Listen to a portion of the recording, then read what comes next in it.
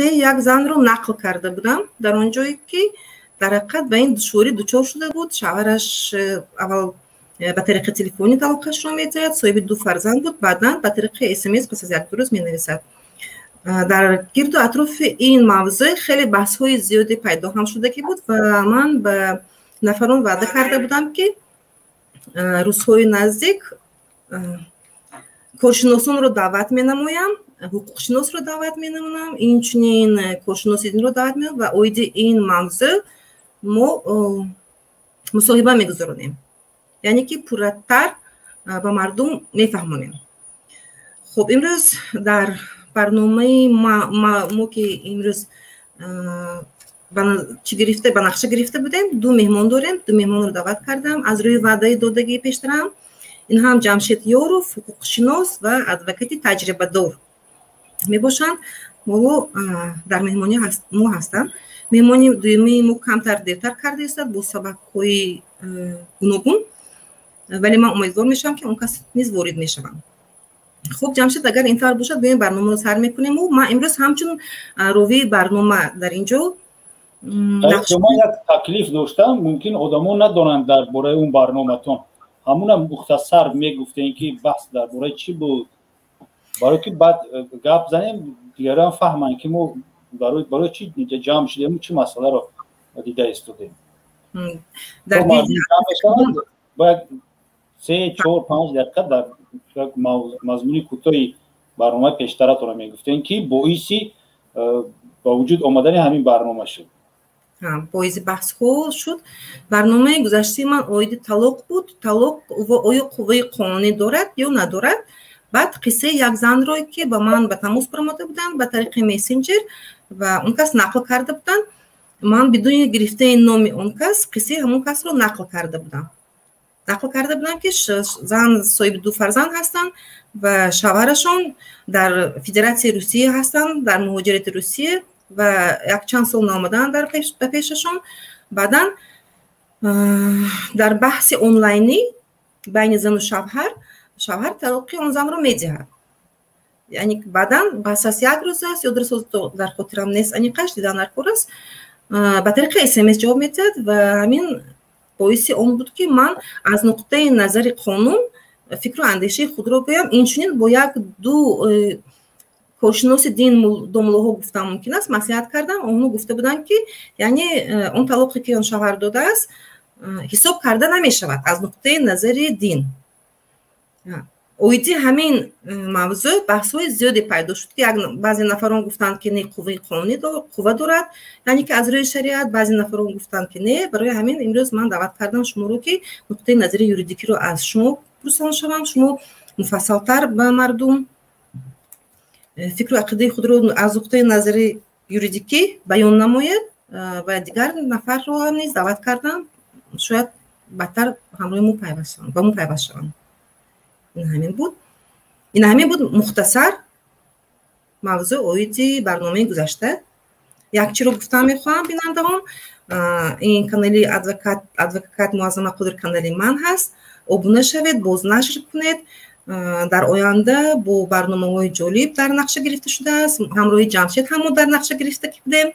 اینچنین جمشید یاروف هم بر کانال خود را دارد. حقوق من ابونه شدن رو فراموش نکنیم. ما حقوقشناس هستیم، ما نمیتوانیم رقص کنیم، سرود خوانیم، باز یگون کس رو غیبت کنیم که تماشابینان ما بیشتر شوند، بسیارتر شوند. متاسفانه این کارها از دست ما نمیآید. برای همین ما اون خدمتی کوچکی که مایده‌ای که به شما میکنیم این مصلحت‌های حقوقی است. فکر دارم این به شما دخالت دارد و در آینده در کار شدنش هم ممکن است.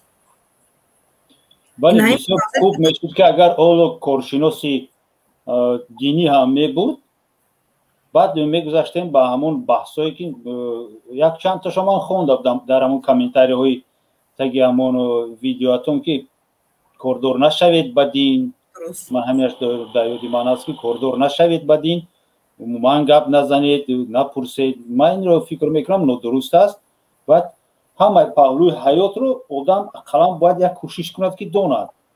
وقتی که آدم نمیدوند شما میدونید مرحمت گپ زنید کجا خطا بود کجا خطا نبود، نه که فقط با گفتنی که چیزی که نمیدونی گپ نزن کردور نشو به یگان اثبات این نشانه به فرهنگی و به سوادی همون خود آدم است. اگر روز خوب میشد که یک بار دیگر با دعوت میکردید هم کارشناس را هم سیلکه را با یک بار دیگر روان میکردید، شاید سیلکه را دسترس کردگی نیست که وارد نشده است.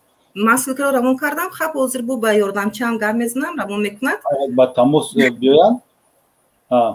این رو ببینید که جمشید اینش هم مایلش، لیکن در بسیار حالت ها شخصا من به تحقیر نفران دچار میشم از سبب اون که من سطر نمیکنم، حجاب نمیکنم و بسیار به من میگفتن که تو اول باید پیش از اون که آشکار رو برآمد کنی تو اول سطر بکن، حجاب بکن.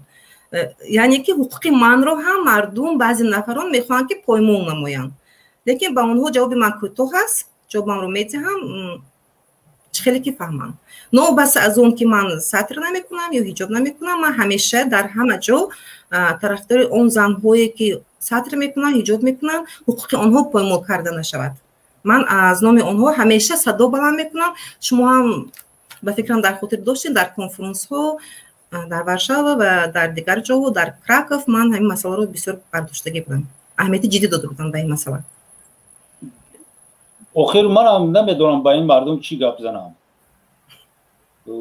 سطر این نشانه دینیت نیست، نشانه یگون چیز نیست. یگون سطر یک لباس است، در اصل یک لباس برای همون یک منطقه عربستان می همونجا از همونجا پیدا شده است. خیلی بعد مردم این همچون لباس دینی گفتن میپوشند، لیکن یگون نشان دهنده ایمان نیست. عموما منم چنین فکر دارم. حق میتواند سطر پوشد و گردد و با پوشیدن سطر و با حجاب مسلمان نمیشود. این مسئله دیگر، مسئله که اساس ما باید ببینیم این مسئله همین آیا از جهت قانون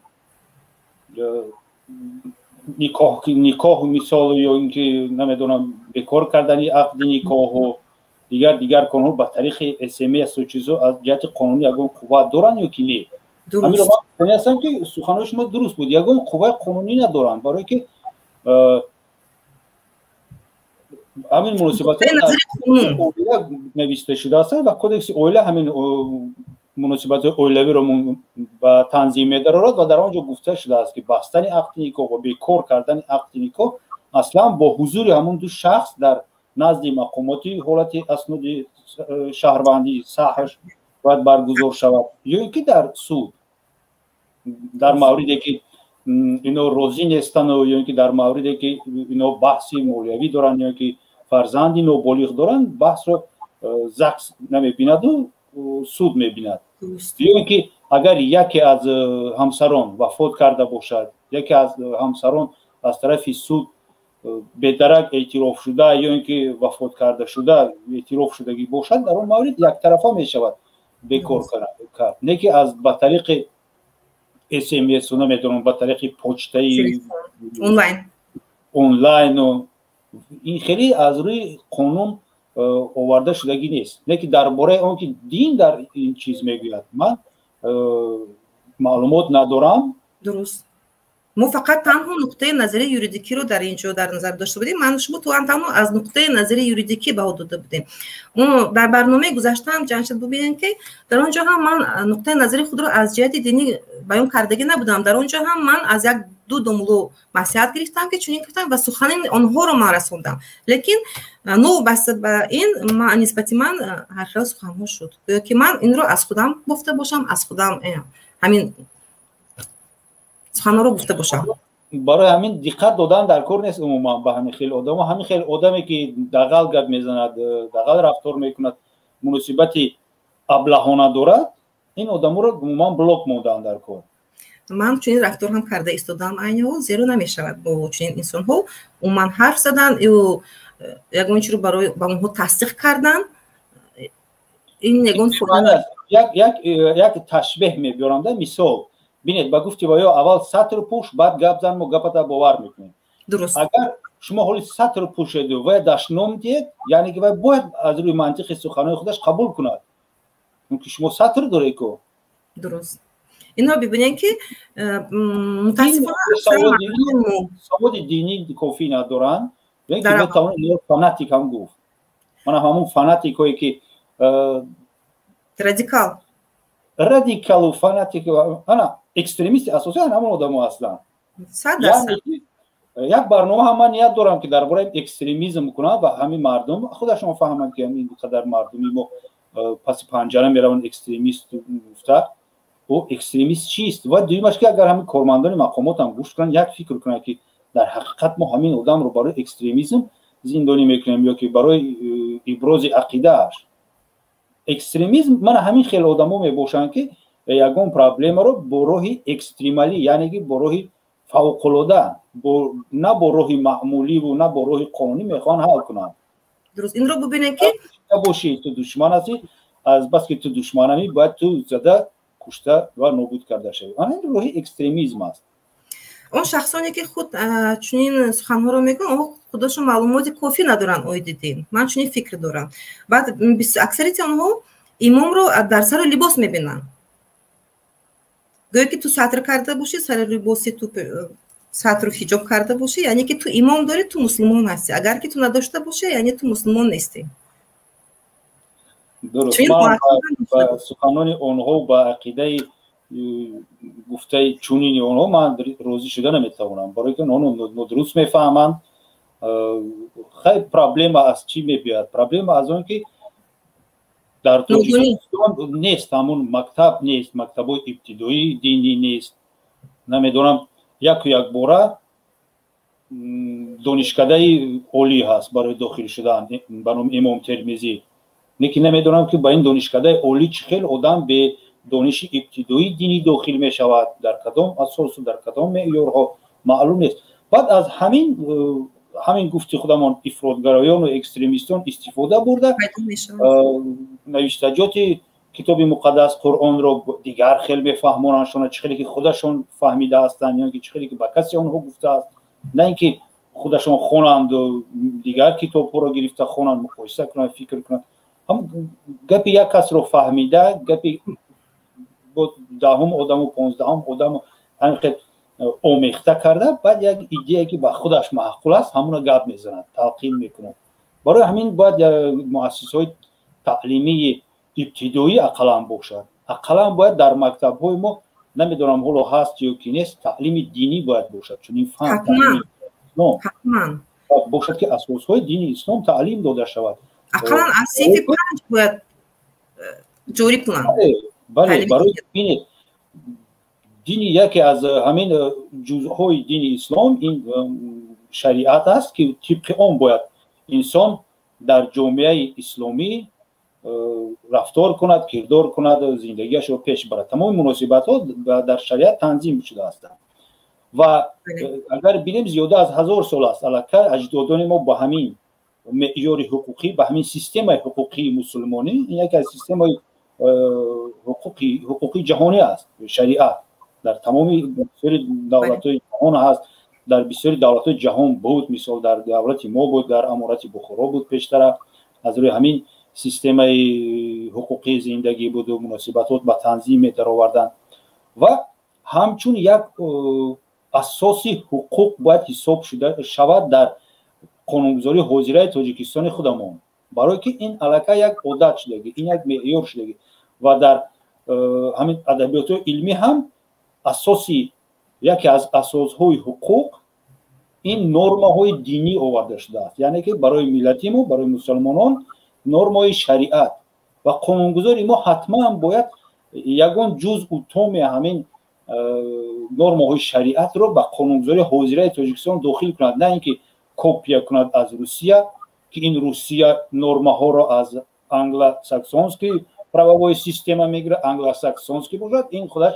اگر نگاه کنیم از ریمسکی право برآمدگی با همون خریستیانسکی правошون کردگی اونها یعنی که ما میبینیم ما مسلمان‌ها با قانون و معیارهای قانونی گویم دیگر دین دیگر ملت‌ها زندگی داریم حال آنکه ما از آسمان نغلطیدگی هستیم ما قدر солҳо ҳазорҳо сол гӯё мо бо ҳамин меъёри ҳуқуқӣ бо ҳуқуқи шариат бо ҳуқуқи исломӣ зиндагонӣ мекардем ва чаро ягон ҷузъу нуқтаи ақаллан ҳамин меъёрои шариатро намешавад ки ба қонунгузории ҷумҳурии Тоҷикистон мутобиқ кард. Дар инҷо ман мисол мехостам дар бораи никоҳу талоқ не дар ин маврид оиди он ки иштирок кунанд якҷоя то ин ки ҳамон қозӣ довар ё ин ки ҳамон корманди сабти асноди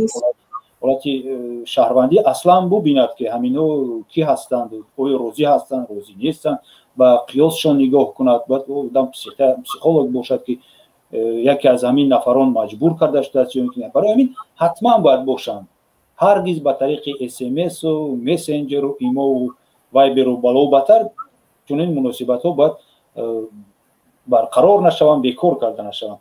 ман дар ин ҷо мехостам мисол яке аз масъалаи дигарро бардорам ки шумо низ метавонед ино дар баҳсҳои ояндаатон дар мавзӯи ояндаатон дар бораи дузанагӣ гӯям. این بحث علویده هست در نقشه هست موضوع ما دخل ندارد در نقشه هست که نماینده از سعید پیدا می شود برای که چیز است در مسئله شریعت بسیار مردی دانشمند است، استوار است، عالم است.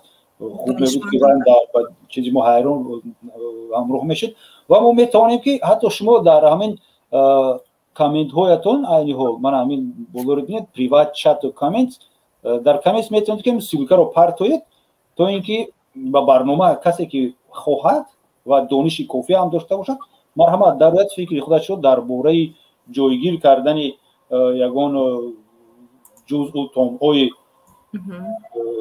شریعت در قانونگذاری ما همراه کند.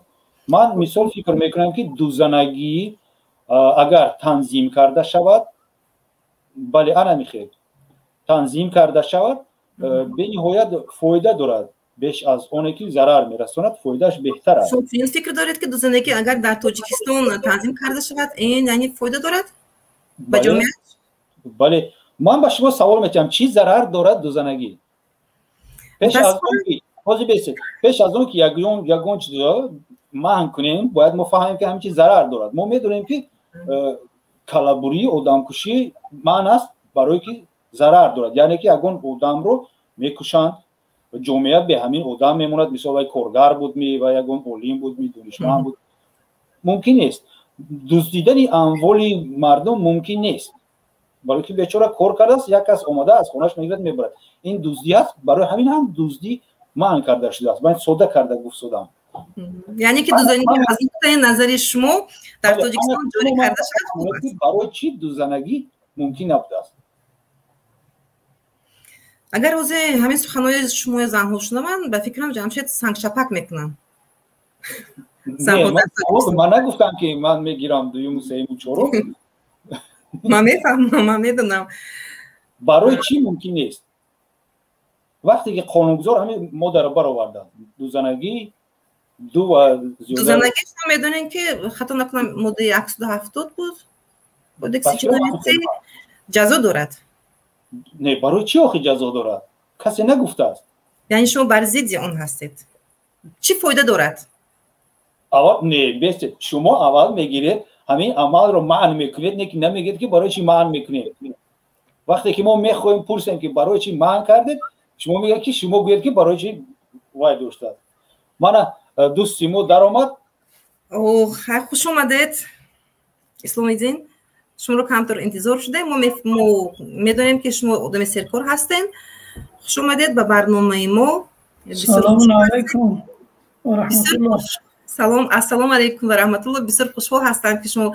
به برنامه ما اومدین من میخوام که شما رو شناس نمایم به تماشابینان این کس اسلامیدین سیدов کارشناس دین و دانشمند علوم‌های اسلامی درجه عالی میباشند و میخواستیم امروز از برنامه ما شما خبردار هستین فکر کنم که برنامه من تکرار میکنم طلاق آنلاینی یا بوسه با پیغام موندم و میخواستم نقطه نظری شما و حقوق شناس را جمشید رو گیرم باید این موضوع سلامت باشید تشکر زیاد برای دعوت و برنامه و سلام علیکم با اکای جمشید و بینندگان شما. واقعا خیلی برنامه مهم هست و من راستی نمیدونم که در برنامه قبلی شما چی گفته شد و چی بحث‌های صورت گرفت، ولی فهمیده می شود که این یک ضرورت پیش آمده است که چنین برنامه روی دست بگیرید و به هر حال گمان میکنم که از فایده خالی نخواهد بود. بفرمایید، ما در خدمت ان شاء الله. خب ما یک چند سوال ها تایپ کردم، هم برای جمشید هم برای شما. خیلی اول میگیریم فکر و اندیشه شما رو. من میخواستم اینجا فکر و اندیشه شما رو از نقطه نظر دینی فهمم. مفهوم بکار کردن عقد نکاح طبق طلبات قانون بخشش مفهوم طلاق از نظر اسلام شرح میدادید؟ تشکر. بار دیگر به نام خداوند بخشنده مهربان، سلام و درود بر آخران پیام رسول الهی حضرت محمد مصطفی صلی الله علیه و سلم و اصحاب و خاندان پاکشان. سلام و درود بر آخران پیام رسول الهی حضرت محمد مصطفی صلی الله علیه و سلم و اصحاب و خاندان پاکشان. میکروفون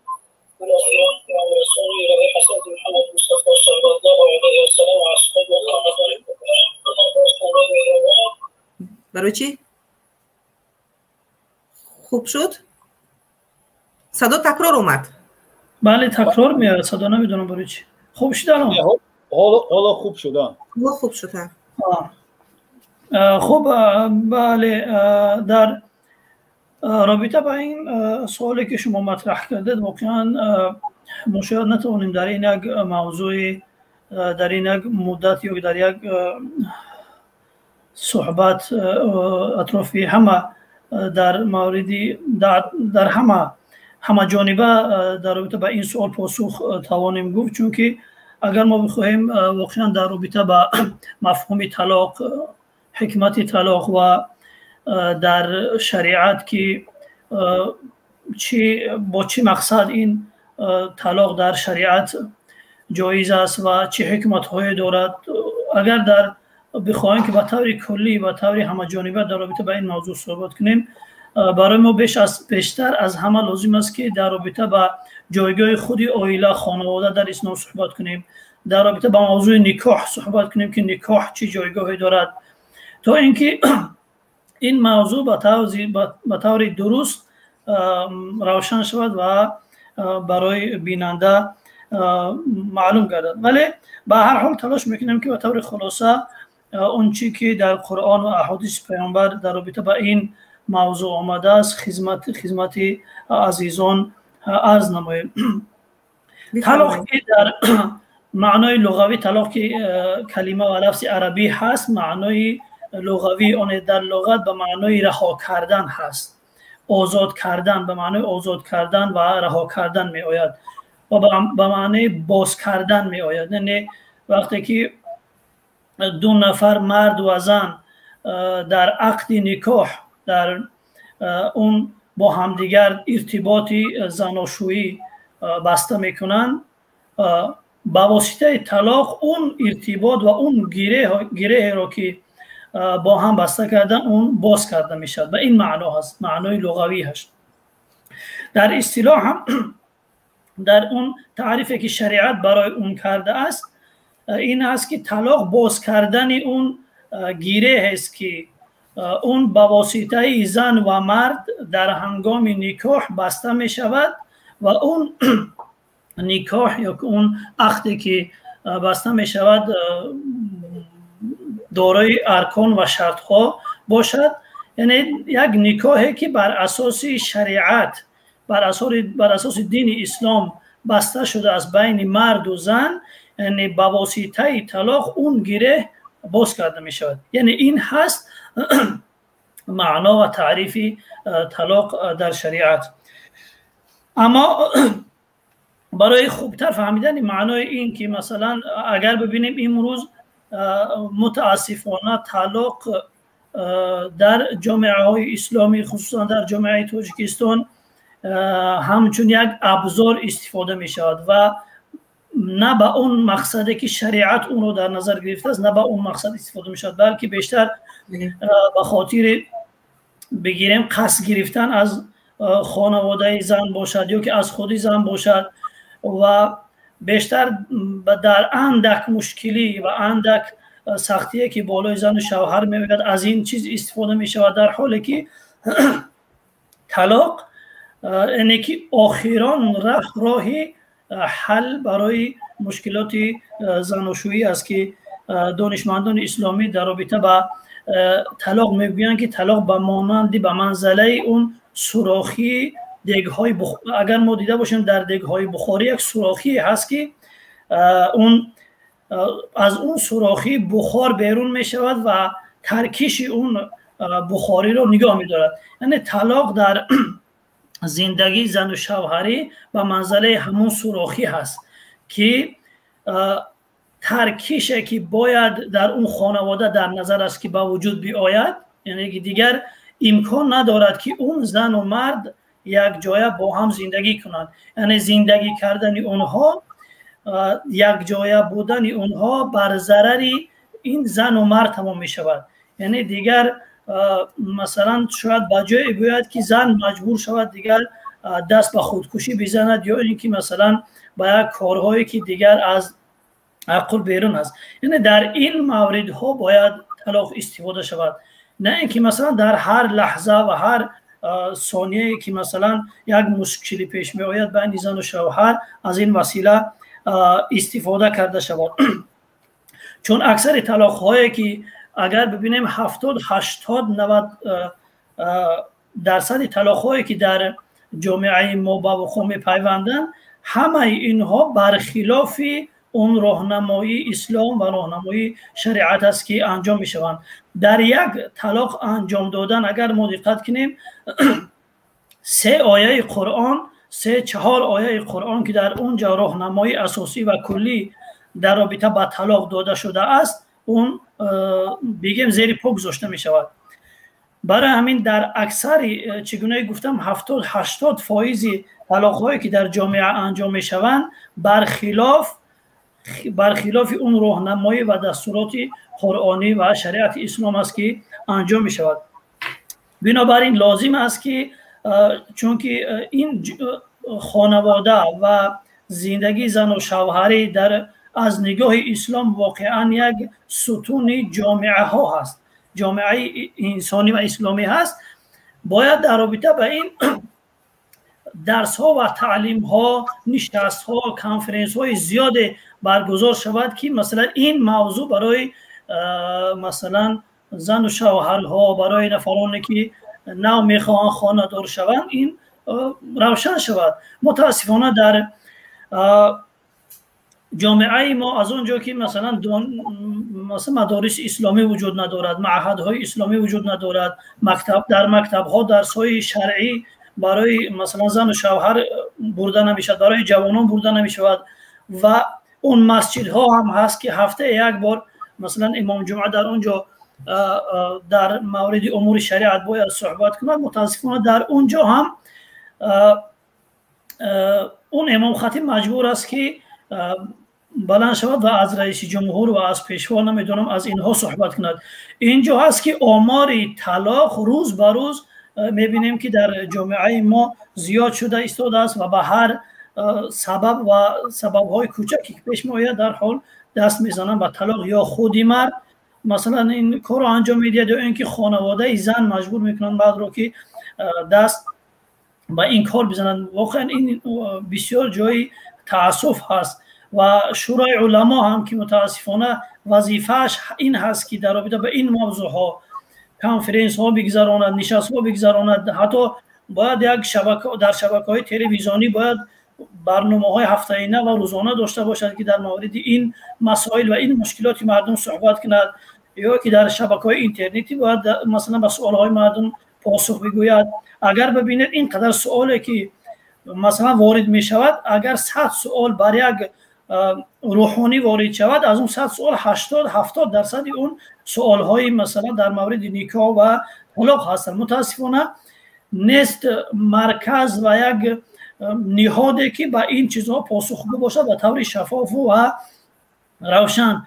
و دیگر هم که کمیته زنان هست که کار با زنان، این هم وظیفش این است که در رابطه با این مشکلاتی که هست باید کار کند، ولی متاسفانه اون هم دیگر وظیفش آمده زنی که از سر زن روی ما رو کشد، نمیدونم چیکار انجام بدهد.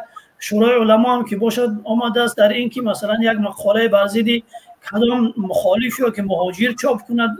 خلاصه یعنی این یکی از صفت‌های جامعه‌های دیکتاتوری و این نمو جامعه‌های متخلف و عقب مانده همین است که سلسله زنجیره که باید هر نهاد و هر مؤسسه در راستای وظیفه و مسئولیت خود عمل کند کنده هست. هیچ مؤسسه و هیچ نهاد در اون راستای وظیفه و مسئولیتی که برای اون معین شده است عمل و کار نمی‌کند. متاسفانه این دو نهاد هم که وابسته به این امور هستند هیچ بار دیده نمی‌شود که در این مسائل صحبت کنند و برای مردم، برای جوانان، برای زنها فهمانده دهی شود و این مسائل مهم برای اونها فهمانده شود. از این برمی‌آید بخشش سخنتون برای از این برمی‌آید نه علمای دینی در تاجیکستان و نه کمیته زنها وظیفه خود را اجرا نمی‌کنند، نکرده ایستادن عین حال. بله، اون چی که به نظر میرسد و اون چی که دیده میشود و مراجعت میکنید به سایت هایی که اینها دارن، سایت شورای علما مثلا و کمیته زنان، اون چیزی که واقعا باید باشد دیده نمیشود. مثلا ما ببینیم در ابتدا وقتی که زن و یک جوان را با یک پسر و با دختر با هم ازدواج میکنند، در اونجا امام خطبه خوان مولا بلند میشود و میگوید که این عقد نکاح شما را ما بر اساس کتاب خدا، قرآن و سنت پیامبر بستیم، بر این اساس این بسته شد. و در حالی که اون جوان و اون دو جوان هیچ معلومات در رابطه با این ندارن که در قرآن و حدیث پیامبر در تعلیمات دینی در رابطه با خانواده برای نگاه داشتن این عقدی که خداوند در قرآن اون را میثاق غلیظ میگن، محکم ترین عقد میگه. یعنی این در قرآن اگر ما نگاه کنیم خداوند در مورد دو رابطه، دو بگیم عهدنامه، دو شرطنامه همین کلمه رو استفاده کرده است که میثاقا غلیظا گفته است. یعنی که این عقد واقعا عقدی نهایت محکم هست، نهایت خطرناک هست. یکی در این عقد زن و شوهری گفته است این کلمه را استفاده کرده است، یکی در این که خداوند یک پیامبر را وظیفه دار میکند که این پیام خدا را برای مردم برساند. در اونجا هم در نسبت پیامبران خداوند این کلمه را استفاده کرده است که ما از پیامبران برای رسانیدن این پیام خدا به مردم این مثلا عقد، این پیمانی محکم و خطرناک را گرفتیم. یعنی عقد زن و شوهری بین یک مرد و زن، یعنی این صفت را دارد که از جمله مهمترین، خطرناکترین و از جمله مقدسترین ارتباط هست که بین مثلا دو انسان بسته می شود. ولی متاسفانه تنها اون مولا این عقد کردن رو می داند، ولی در مورد اینکه اینها تا اینکه زن و شوهر شوند از تعلیمات دینی، از قرآن، از حدیث پیامبر در مورد زناشویی چی تعلیم گرفتند، چی آموختند و رفته و مشکلات پیش بیاید در این زمینه زندگی خانوادگی اونها چی کار باید انجام بدهند، هیچ تعلیمات متاسفانه برای این زن و شوهر داده نمیشد که واقعا این هم جای نگرانی هست. و من هم شنیدم از صحبت‌های اکای جمشید که قید کردن که مثلا چون این چیزها وجود ندارد که این واقعا یک مشکلاتی است که میتوان در برنامه‌های گذشته در مورد این صحبت کرد که اسباب این پراکندگی زن و شوهر از هم جدا شدن زن و شوهر چه هست، اسباب‌های اقتصادی، سبب‌های اجتماعی، سبب‌های روحانی و نفسانی. واقعا این سبب‌ها وجود دارد که یک زن و شوهری که واقعا خانواده داماد هم خانواده عروس هم خود داماد و خود عروس هم با هزارها آرزو و امید می آیند این عقد را بسته میکنند و این ارتباط را برقرار میکنند، ولی میبینیم که در یک ماه یا 2 ماه گذشته حتی در ماه‌های اول این عقد این مثلا نکاح از هم پاشیده میشد. این چی علت دارد؟ این اسباب این چی هست؟ چرا مثلا این همه آرزو و این همه آمالی که پیش از نکاح وجود داشت، این همه خراجاتی که در این معرکه ها صرف کرده میشد، چرا این همه هدر برود؟ چرا این همه مثلا از بین برود؟ اینها واقعا این همه اینا نیاز به یک نشست ها و صحبت های علمی دارد، مدام پشتی هم صحبت حاضر شود، دیگر صحبت در این مورد انجام نشد. برای اینکه جامعه معلومات پیدا کنه، جامعه از جهالت بیرون کرده شود، باید صحبت ها و نشست های علمی مداوم در این زمینه انجام داده شود با دعوت کارشناسان، کارشناسان دینی، کارشناسان حقوقی، روانشناسان و جامعه شناسان که این مسائل برای مردم، برای جامعه روشن کرده شود. وگرنه روز از روز این مشکلات بیشتر می شود و روز از روز مثلا پراکنده شوی عائله ها مثلا دیده میشه. این همه خودکشی هایی که از جانب عروس ها، از جانب کلین ها در خانواده ها دیده میشه، علت این همه چیست؟ علت این همه به جهل است، مشکلات خانوادگی است، مشکلات روانی است، مشکلات اجتماعی اقتصادی است. اینها را کی باید برای مردم شرح بدهد؟ اینها را کی باید برای مردم توضیح بدهد و کی برای مردم باید راهنمایی نشان بدهد؟ چگونه گفتن شورای علما و خطیب های بیچاره هم که مشغولن، مجبورن تعریف پیشوا کنند، در خطبه جمعه تعریف پیشوا کنند، در صوتهاش اگر سایت شورای علما را اگر وقتی افتاد یک مرور کنه، همه تعریف از پیشوا، از واخوری های پیشوا، نمیدونم از چیزی نیست که مثلا از اون یک مسلمانی مثلا تاجیک بتواند استفاده کند. وقتی که ما دست به کار شویم و در این مورد صحبت کنیم، دیگر متهم میشیم به نمیدونم به این و به آن، دیگر ما هم دست ما هم بسته است.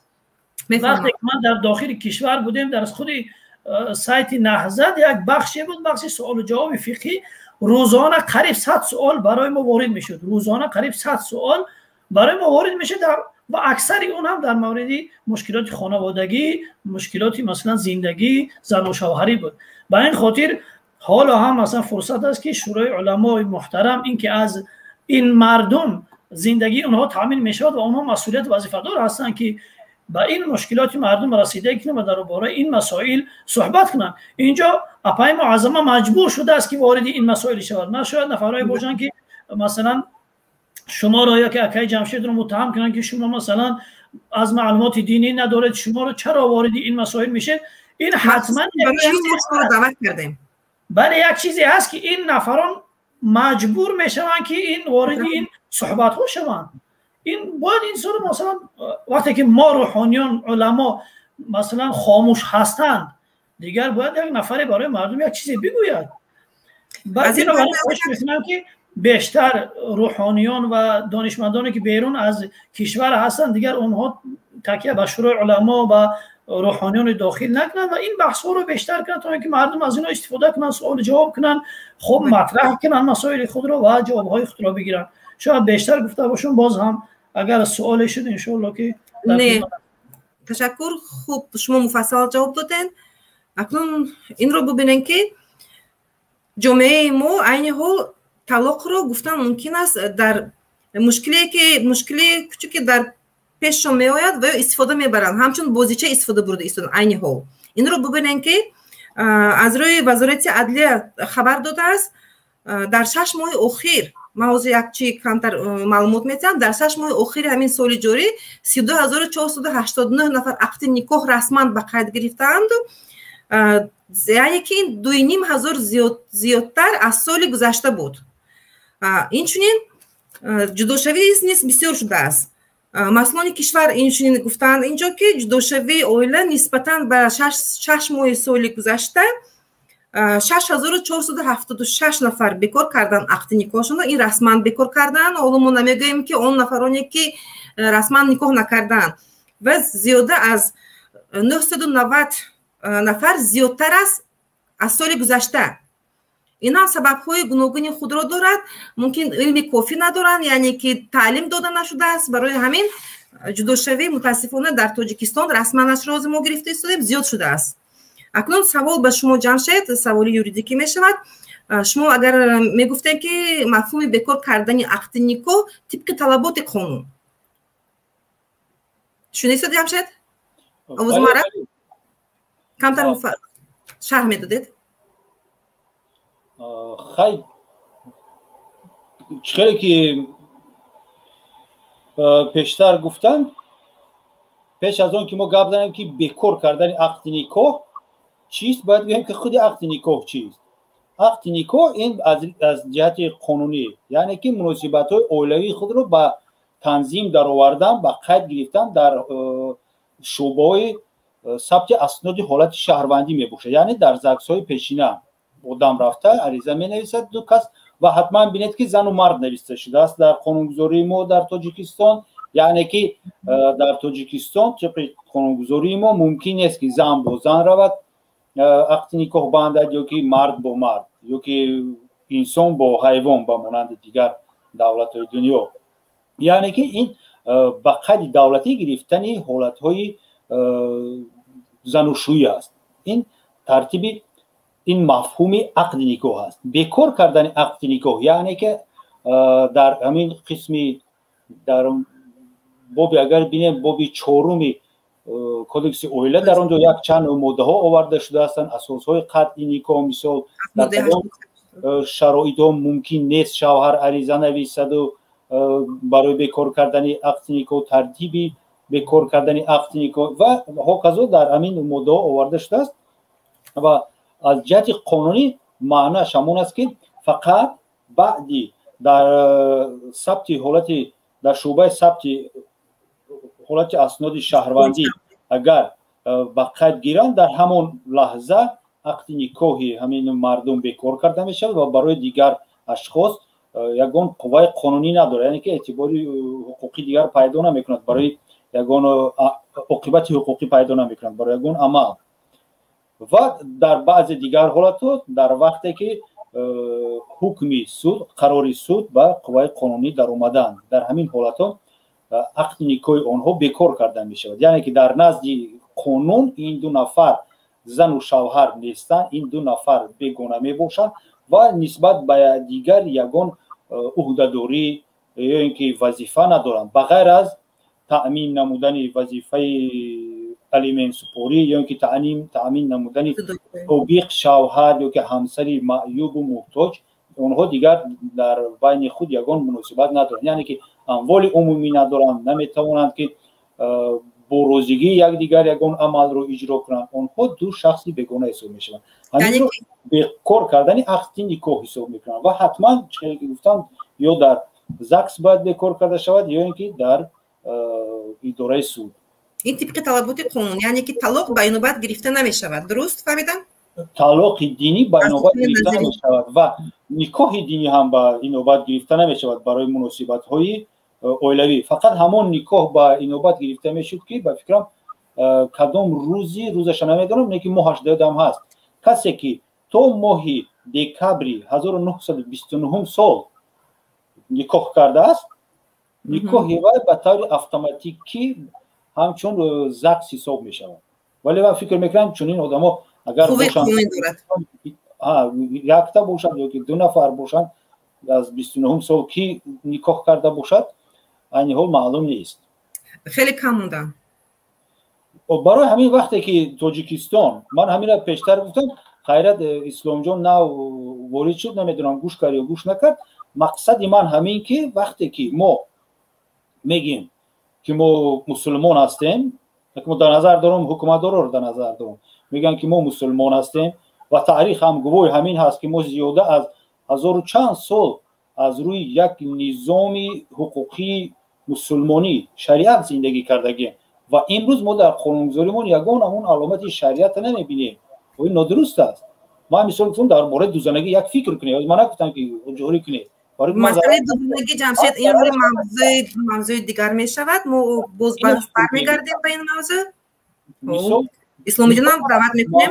موضوع نکاح اگر گیریم در همین من سوال دارم. وقتی که آدم مرد زن رو میگیرد، من اسلام جان درباره بسیارتر میدونم، برای چی در ما مهر گفتنی گپ نیست؟ بعد بحث میشه در اویله زن با کودکای نوبالغ خردسالش پیش کرده میشود، مجبور میشود خودش را البته که در لب دریای زرافشان می در لب دریای خودکشی بسیار کرده ایستادن، برای که وای نمیدوند بجوره و دیگر و نمیدوند، برای که اسلام جان درست گفت کمیته دین کار نمیکند، کمیته زنها کار نمیکند.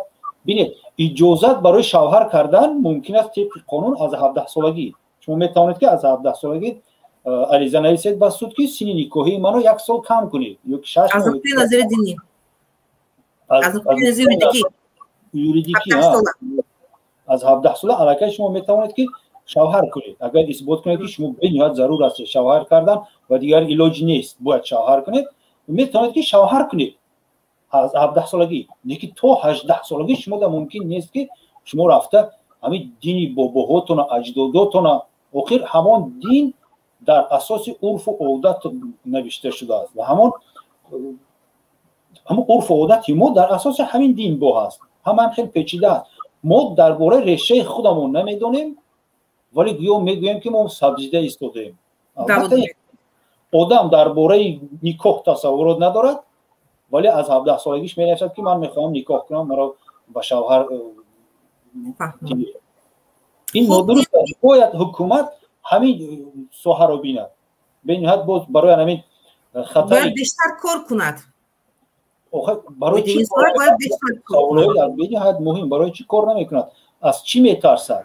از ایدئولوژی دین میترسد. من همین فکر میکنم. میگن که اگر بیشتر و خوبتر میبود که در مکتب ها درس های دینی میگذراندن. من نمیدونم اسلام جان اگر خبر داشته باشد بیاده در مکتب های ما در مکتب های میانه همین فنی تعلیم دین هست یا نیست؟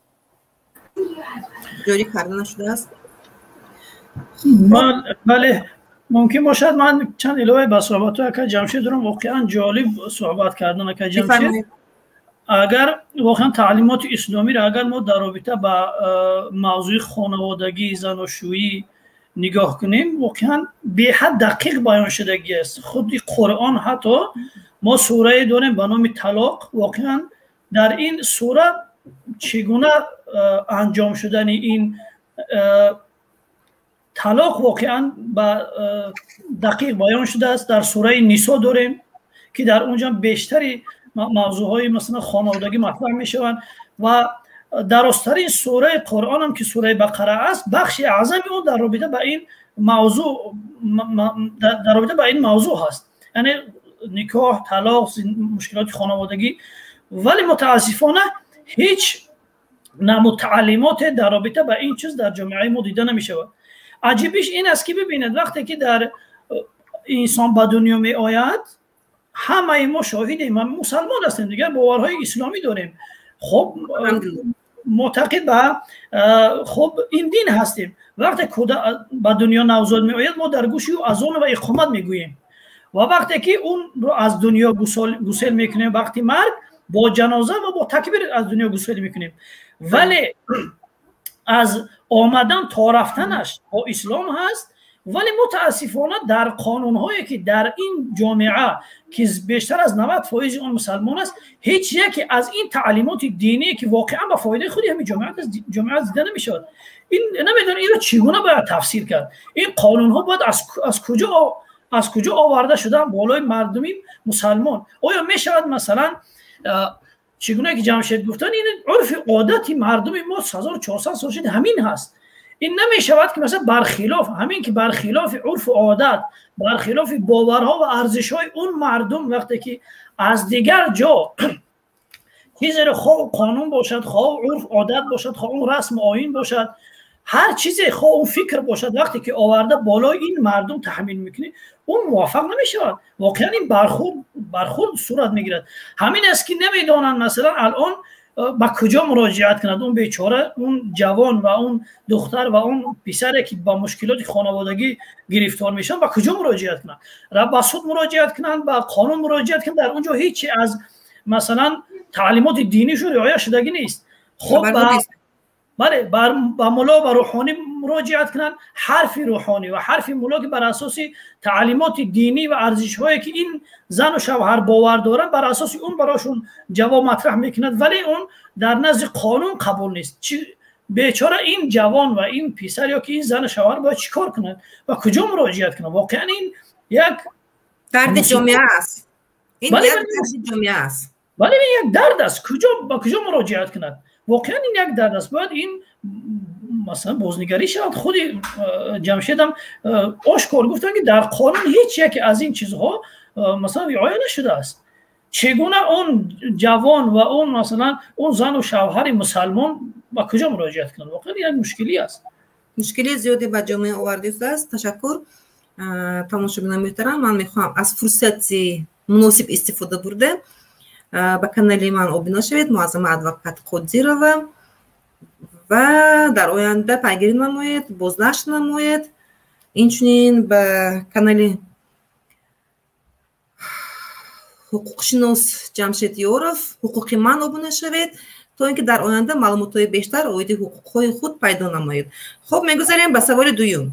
به سوال اون که بحث پیدا شدگی بود، من این سوال اول رو به اسلام دین به شما میدم که مورد بحث قرار داشته بود.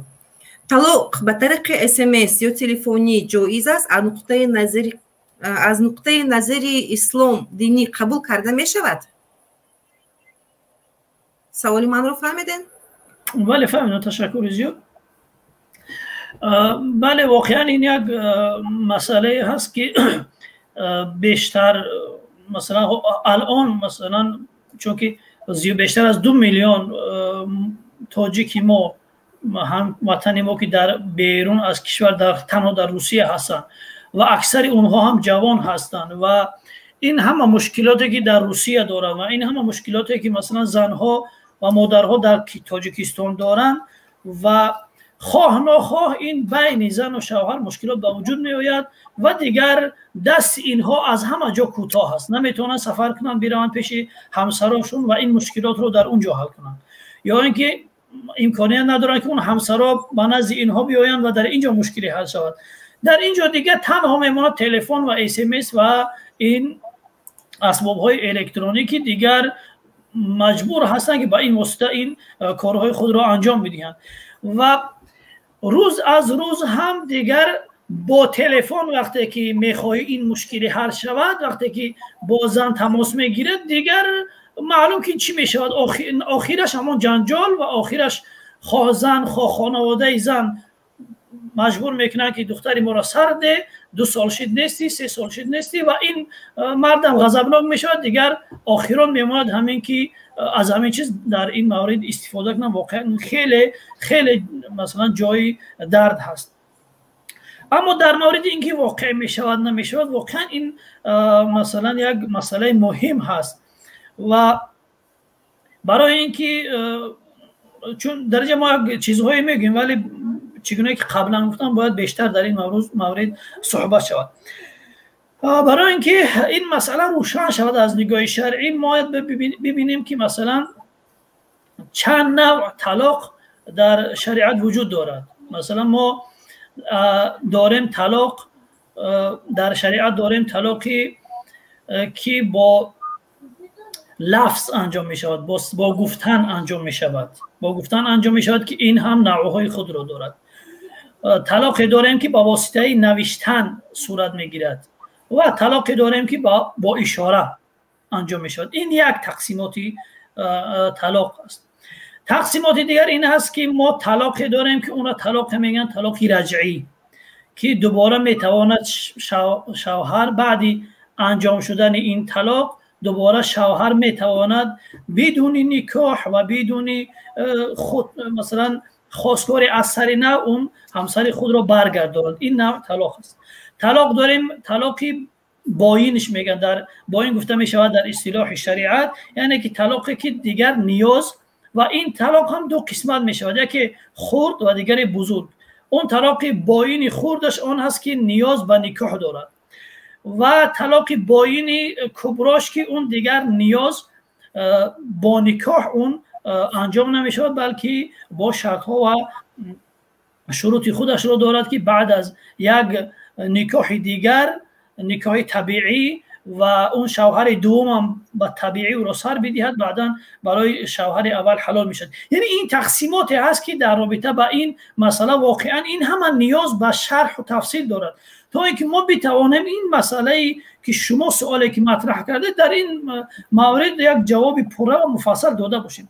به هر حال یعنی که از نقطه نظر اسلام طلاق به طریق SMS یا اینکه تلفن جایز است قبول کرده می شود. الان توضیح میدم، کمی نیاز به توضیح داره. طلاقی که به واسطه مثلا تلفن می شود دو نمود می شود. تلفن یا که مثلا وسایل دیگر وسایل الکترونیکی، خود پشت الکترونیکی باشد، مسنجر باشد، خب واتساپ باشد، دو نمود می شود. در اون اگر تقسیمش کنیم دو نمود می شود. یکی با نوشتن هست، پیام میفرستد که فلانی شما مثلا طلاق گفته، این با واسطه نوشتن. دوم با واسطه صحبت کردن، تلفن رو میبردارد همراه زنش خب تماس میگیرد و میگوید که من شما رو خب سر دادم. این دو نمود میشود و هر یک از این حکم الهی خود رو دارد. وقتی که طلاق با نوشتن باشد، با نوشتن در نزد جمهور فقها، یعنی وحبت الزحیلی که از دانشمندان اسلامی در کتابش الفقه الاسلام و ادلته اتفاق تمام علمای اسلامی رو نقل میکند که تمام علمای اسلامی اتفاق بر این دارند که طلاق با واسطه نوشتن واقع می شود، یعنی صورت میگیرد. وقتی یک نفر نوشته کند و که من فلانی زنم رو مثلا طلاق کردم گفته، چون این نوشته کنه و بفرستد، یعنی این طلاق با اتفاق علمای اسلامی واقع می شود. خب اما این هم باز نوشتن هم باز نوعهای خود را دارد. نوشتن هم باز هم نوعهای خود را دارد. ابو حنیفه چون این تقسیم میکنه، امام ابو حنیفه این طلاق را با نوشتن چند تقسیم میکند که نهایت مهم است. خواهش میکنم بینندگان دقت کنند. اول این که نوشتن یا معلوم هست، مستبین و غیر مستبین در کتاب‌های فقهی میگذرد، معلوم هست یا که نامعلوم هست. معلوم است که روی یگان ورق، یگان تخته، یگان دسکه یا که روی اکران تلفن نوشته می شود. این میگن نوشته معلوم که اگر چنین نوشته باشد در چنین نوشته طلاق واقع می شود. نوشته نامعلوم یعنی در هوا نوشته میکند، مثلا در هوا یا که روی آب نوشته میکند که زنی من طلاق گفته، یعنی این قسم دومش طلاق واقع نمی شود. اما اون طلاقی که حرفاش معلوم هست و معنا و مفهوم اون نوشته معلوم می شود، چون این طلاق واقع می شود. قسمت دیگر اون اون چیزی که نوشته شده است در اونجا مخاطب همون زن قرار داده شده است یا که مخاطب قرار داده نشده است. این قسمت دومش چگونه؟ مثلا نوشته می شود که مرد می نویسد که زنی من فلانی، نامش رو میگیرد، زنی من فلانی تو بدان که مثلا نوشته میکنه تو طلاق هستی، انت طالقون، خطاب میکنه تو، کلمه تو استفاده میشود یا کلمه شما استفاده میشود. در اینجا نوشته میکنه، یعنی این در نزد امام ابو حنیفه، در مذهب امام ابو حنیفه این به مانند گفتن تو طلاق هستی، به مانند گفتن تو طلاق هستی، چگونه که با زبان طرف همسرش میگه تو طلاق، اون دیگر احتیاج به نیت ندارد، اون طلاق میشود. یعنی اگر چونین نوشته هم انجام بدهد فلانی زنی من تو طلاق هستی، این نوشته را انجام بدهد و زنش را مخاطب قرار بدهد، اینجا هم میگه امام ابو حنیفه که نیاز به نیت ندارد، در اینجا طلاق واقع میشود. این اما اگر زنش را مخاطب قرار ندهد، تو نگوید شما نگوید، فقط نوشته کند که همسری من فلانی طلاق، همسری من فلانی طلاق، ولی شما یا که تو همسرش رو مخاطب قرار نمیدید، در روی کاغذ یا که در اکران تلفن نوشته میکند. در اینجا دیگر نیاز به تحقیق دارد، باید از شوهر پرسیده شود که منظور از این نوشته تو چی است، نیتی تو چی است. یعنی در اینجا دیگر باید از نیت شوهر جویا شد که شوهر با این نوشتهش نیتش چی هست. یعنی در این خصوص دیگر باید از شوهر پرسیده شود که مثلا نیت شما در این مورد چی است. یعنی در این قسمت دیگر ما در طلاق چگونه گفتیم الفاظی داریم که با اون لفظهایی که مخصوص در مورد طلاق استفاده میشن که در شریعت اونها رو میگن الفاظی که آشکارا اونها در مورد طلاق استفاده میشن. اون لفظ اگر استفاده شود دیگر نیاز به نیت ندارد، اون زن طلاق میشن. مثلا مرد برای زنش میگه که تو طلاق، یعنی کلمه طلاق را وقتی استفاده میکند دیگه در اینجا نیاز به این ندارد که از اون مرد پرسیده شود نیت تو چی هست. اما وقتی میگوید که تو جواب یا که تو خانه پدرت بیرو، مثلا تو آزاد هستی، یا کلمه های استفاده میکند که در اون کلمه ها احتمال وجود دارد که مثلا شاید که نیت اون مرد یا باره جواب دادن اون از خانه خودش باشد یا که مثلا به خاطر دیگری میگوید که تو خانه پدرت رفت. این نمود الفاظ را در شریعت اینها را الفاظ کنایه میگویند، یعنی لفظهایی هستند که هم احتمال طلاق رو دارن و هم احتمال چی غیر طلاق رو دارن. همین که طلاق با نوشتن، وقتی یک نفر نوشته میکند که همسر من فلانی طلاق، یعنی این از جمله الفاظ کنایه هست، هم احتمال طلاق رو دارد و هم احتمال غیر طلاق رو دارد. می شود که با این نوشته مرد طلاق همسرش رو در نظر داشته باشد، یا اینکه می تواند با این نوشته مرد مثلا احتمال دیگر نیت دیگری داشته باشد، میخواد همسرش رو بترساند، یا اینکه مثلا نفر دیگر احتمال دارد در اومده در تلفن این نوشته است، یا اینکه مثلا میخواد که با این نوشته خط خود را بسنجد. یعنی که هم احتمال طلاق رو دارد و هم احتمال دیگری دارد. در این مورد باید از اون مرد پرسیده شود که نیت تو در این مورد چی است، تو مثلا چی نیت داری با این نوشته.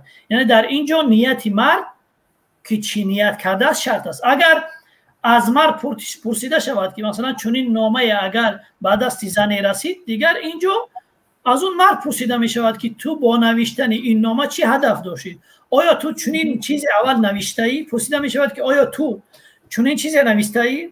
این نوشته که هست مالی تو هست و تو از این نوشته چی مقصد داری؟ اگر شوهر بگوید که من بله این نوشته من هست و من مقصدم چی است؟ طلاق کردن تو است، در این صورت زن طلاق واقع می شود و زنش طلاق می گردد. یعنی در این صورت بنابراین وقتی که چنین خط و چنین نامه برای زن می رسد، از همه راه آسان این است که باید با اون مرد تماس گرفت و از مرد پرسید که نیتی تو از این نوشته چی هست و آیا نویسنده این مثلا نامه خود شما هست، تا اینکه این تحقیق برده شود، تا اینکه معلوم شود که خب نویسنده خودی آن مرد هست و اون مرد از این نوشته اش مثلا چی میخواد. یک مسئله دیگه این هست که آیا در واقع شدن طلاق، در صورت پذیرفتن طلاق با نوشتن رسیدن این نامه به دست زن شرط هست یا که شرط نیست. مثلا یک مرد نوشته میکند که همسر من فلانی، خب طلاق و برای همسرش میفرستد. آیا این نامه بعد از رسیدنش به دست اون همسرش طلاق واقع می شود یا که هنگامی نوشتن طلاق واقع می شود؟ این یک مسئله است که باید در مورد این هم روشنی انداخته شود. اگر هنگامی که اون مرد نامه را نوشته میکند یا که در اکران تلفن، در واتساپ است یا که در پیامک است می نویسد یا که در پشته الکترونی وقتی که می نویسد، اگر نوشته باشد که وقتی که این نامه به دست تو رسید تو طلاق، اگر همین قید باشد، یعنی که اینجا مثلا شرط گذاری کند، یعنی که طلاق مثلا معلق به شرط کند، شرط گذاری کند، اگر این نامه نوشته من به دست شما رسید شما طلاق. در این صورت کدام وقتی که نامه به دست همسر میرسد، در اون وقت اون همسر اگر مرد تصدیق کند که این نامه من هست، این پیام من هست و من طلاق تو را میخوام، در این وقت این زن طلاق میشود. اگر در اون نامه شرطی رسیدن نباشد، در اون پیامک شرطی رسیدنی پیام به همسر نباشد، یعنی تنها نوشته است که همسر من فلانی طلاق، در اینجا رسیدن نامه بازن شرط نیست، یعنی هنگامی که همون نوشتن نارسیده هم باشد دیگر این اگر مرد نیتی طلاق کرده باشد خب اون زن طلاق می شود. چون شاید مرد این کار انجام بدهد، بنویسد، خب تصمیم بگیرد، نیت کند که زنم را خب طلاق کردم و در تلفن می نویسد یا که در واتساپ می نویسد، ولی بعد نوشتن و بعد فرستادن که حالا مثلا در نمی رود با واسطه مثلا یک مشکلات تکنیکی پیش می آید، نامه به دست زن نمی رسد. در این اسنا در یک روز است یا که نیم روز است یا که 2 روز است که زن پشیمان می شود، مرد پشیمان می شود از کاری کرده است. در اینجا دیگر حقی رجوع کردن نداره، الکی اون طلاق واقع شدگی است، دیگر الکی اون طلاق واقع شدگی هست. بنابراین در اینجا وقتی که قید رسیدن نامه یا که رسیدن پیام به دست زن را نمیکند، دیگر همون بعد از نوشتن و فرستادن الکی اون طلاق میشود، طلاق واقع میشود. یا اینکه مثلا نوشته میکند که در پیام نوشته میکند که وقت تو این نامه را خواندی تو طلاق، وقت تو این نامه را خواندی تو طلاق. اینجا هم شرط طلاق شدن زنش رو با خواندن نامه خب وابسته میکند. وقتی که نامه به دست زن میرسد، در تلفن زن هست، SMS مرد پیام را میفرستد، همسر من طلاق گفتم میفرستد، در تلفن هست یا که در نامه هست، اما تا حال زن آن را نخوانده است. تا وقتی که زن آن را نخوانده است، اگر قید خواندن باشد، اگر تو این را خواندی، خب تا وقتی که زن اون نامه را اون پیام را نخوانده است طلاق واقع نمی شود. وقتی که زن اون پیام را خواند خب طلاق واقع می شود. در این جاها اگر نفر دیگه هم برای اون زن بخواند، اگر زن خودش خوانده می تواند، خب خوانده و نوشته می تواند، ولی نفر دیگر برای زن می خواند، اینجا هم طلاق واقع نمی شود تا اینکه خودی همون زن نامه را نخواند. چون که در اون نوشته اگر این نامه را تو بخوانی، قیدی تو بخوانی در اونجا هست، تا خودی همون زن نامه را نخواند طلاق واقع نمی شود. اگر زن توان خواندن نداشته باشد ولی در این صورت دیگر کس اگر نامه را بخواند خب طلاق واقع می شود. یعنی این خلاصه ای اون بحث هست که در مورد طلاقی با نوشتن در خب کتب فقهی و خب تعالیم دینی این چیز دیده می شود. در مورد طلاق با واسطه چی نوشتن، خلاصه طلاقی که با واسطه نوشتن کدام مرد با واسطه با نوشتن طلاق همسر خود را طلاق میدهد، این مثلا این طلاق کنایه هست، به منزله الفاظ کنایه هست و نیاز به نیت دارد. خب بنابراین وقتی که چنین چیزی صورت میگیرد و دست هر همسر چنین چیزی میرسد یا که هر مردی که این را نوشته میکند، از صاحب اون پیام، از اون مرد حتما باید پرسیده شود که این نامه تو هست، این نوشته خود شما است، چون که احتمال دارد نفر دیگر نوشته باشد، و آیا و مقصد شما از این نوشتن چی هست. خب بعد این میتوان اون حکم را صادر کرد که آیا این زن طلاق می شود یا اینکه طلاق نمی شود. در عموم در طلاقی که با واسطه کتابت، با واسطه نوشتن انجام می شود، از جمله خب اون کنایات طلاق به شمار می رود و نیاز به نیت دارد. بنابراین از مرد باید پرسیده شود که نیت شما در این مورد چی هست. به هر حال باز سوال پیدا شد، من در خدمت هستم در این موضوع. فهمم. من یک سوال در این برنامه پیدا شد. خب یعنی از این خلاصه برآورد که وابسته از نیت مرد به طریق SMS هست، به طریق تلفنی هست. خب یک سوال به شما میتونم، مادامی که طلاق به طریق تلفنی قبول کرده می شود، پس نکاح نیز کردن ممکن است به طریق تلفنی و چند شاید حضور دارند چند تا زن چند تا مرد، یعنی که نکاح به طریق تلفن این جایز است از نقطه نظر دینی؟ طلاق جایز است. بله تشکر. و اینجا تنها ما در مورد این صحبت کردیم که فقط با واسطه نوشتن باشد، اما مثلا این قسمت این که تلفن رو بردارد و با همسرش صحبت کند و طلاق کند، در اینجا دیگر حکمش دیگر هست. در اینجا دیگر طلاق واقع می شود، نیاز به نیت ندارد.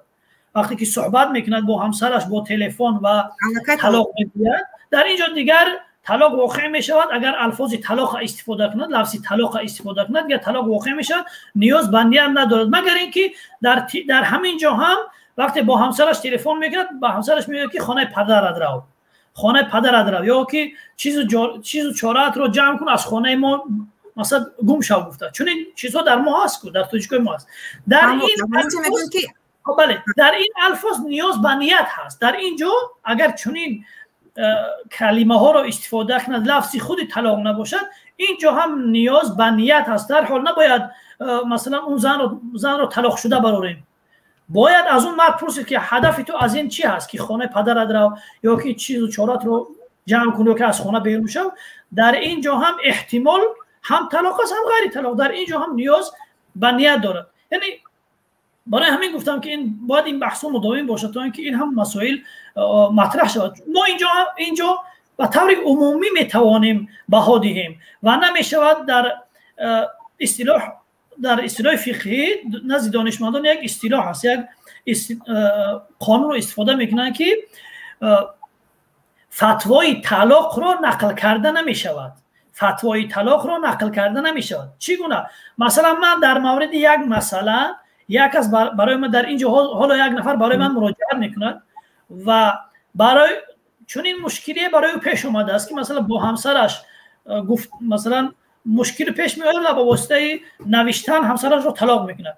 من بر اساس گفته های اون نفر برای اون یک جواب میدهم، ولی این جواب من رو نمیشود برای دیگرها نقل کرد. یعنی فتوا وقتی که داده می شود برای یک نفر در مورد طلاق، فقها چنین میگویند که این فتوا نباید به دیگران نقل کرده شود، چون که هر یک نفر که مراجعت میکند در رابطه با مسئله طلاق، اون خصوصیات خودش رو دارد.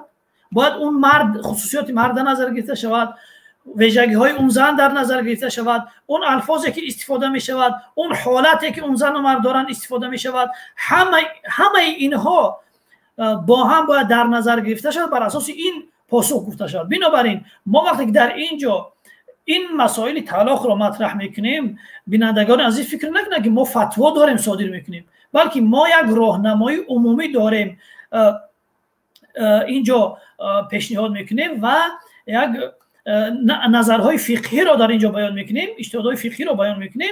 ولی وقتی نفری که با این مشکل مراجعه روبرو میشه، باید خود آن با یک دانشمند دینی مراجعت کنه و مسئله خود رو مطرح کنه و بر اساس اون برای اون جواب داده شود. چون که میشود یک نفر با همون مشکلی و با همون سوال مراجعت کنه، جواب یک باشد، و نفر دیگر با همون نمود سوال مراجعت کنه، جواب دیگر باشد.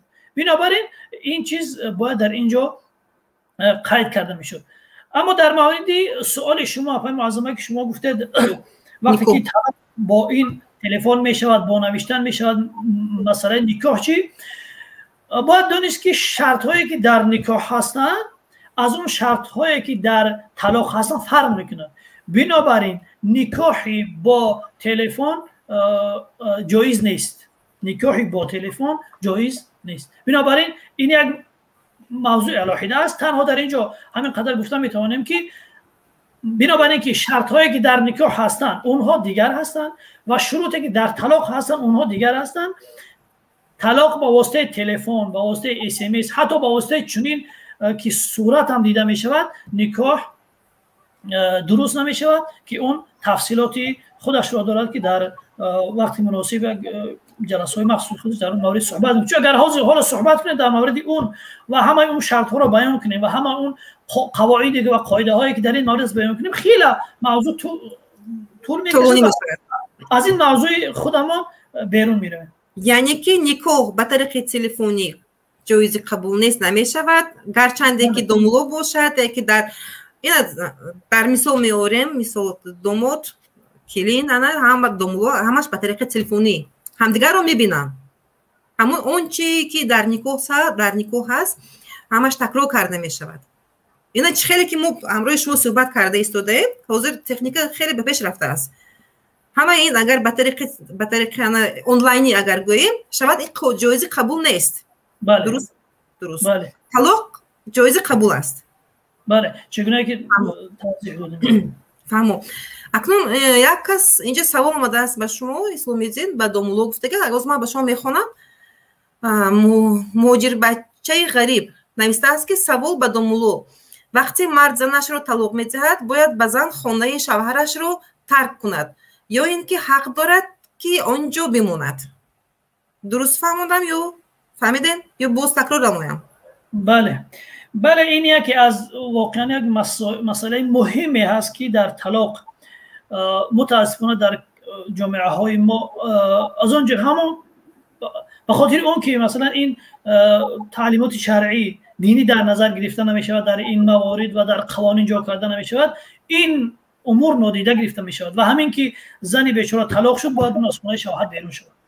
همین که زنی بیچاره طلاق شد باید از خانه شوهر بیرون شود که این برخلاف تعلیمات شرع و برخلاف اون تعلیمات است که خداوند بر پیامبرش در قرآن عظیم الشان در سوره به نام طلاق نازل کرده است. در اونجا خداوند میفرماید که اونها را از خانه هاشون بیرون نکنید. اونها را زنها را وقتی طلاق میشوند، وقتی طلاق داده میشوند از خانه هاشون شما برها بیرون نکنید و خود اون زنها هم نباید از خانه های خودشون بیرون شوند. در این آیت این یکی از قاعده ها است که از تعلیمات دینی است در رابطه با طلاق. در اینجا بعد از طلاق شدن خداوند خانه شوهر را نسبت به زن میدهد، یعنی که زنها را از خانه های خودشون بیرون نکنید و زنها هم نباید از خانه های خودشون بیرون شوند. یعنی این بعد از طلاق شدن واجب هست بر مرد و بر همون زن هم که باید در همون خانه که طلاق شد باید در همون جا باشد. عیده اش را بعد از طلاق شدن که عیده هست باید عیده اش را در همون خانه شوهرش باید ببیند و شوهر حق ندارد که زن را از خانهش بیرون کند.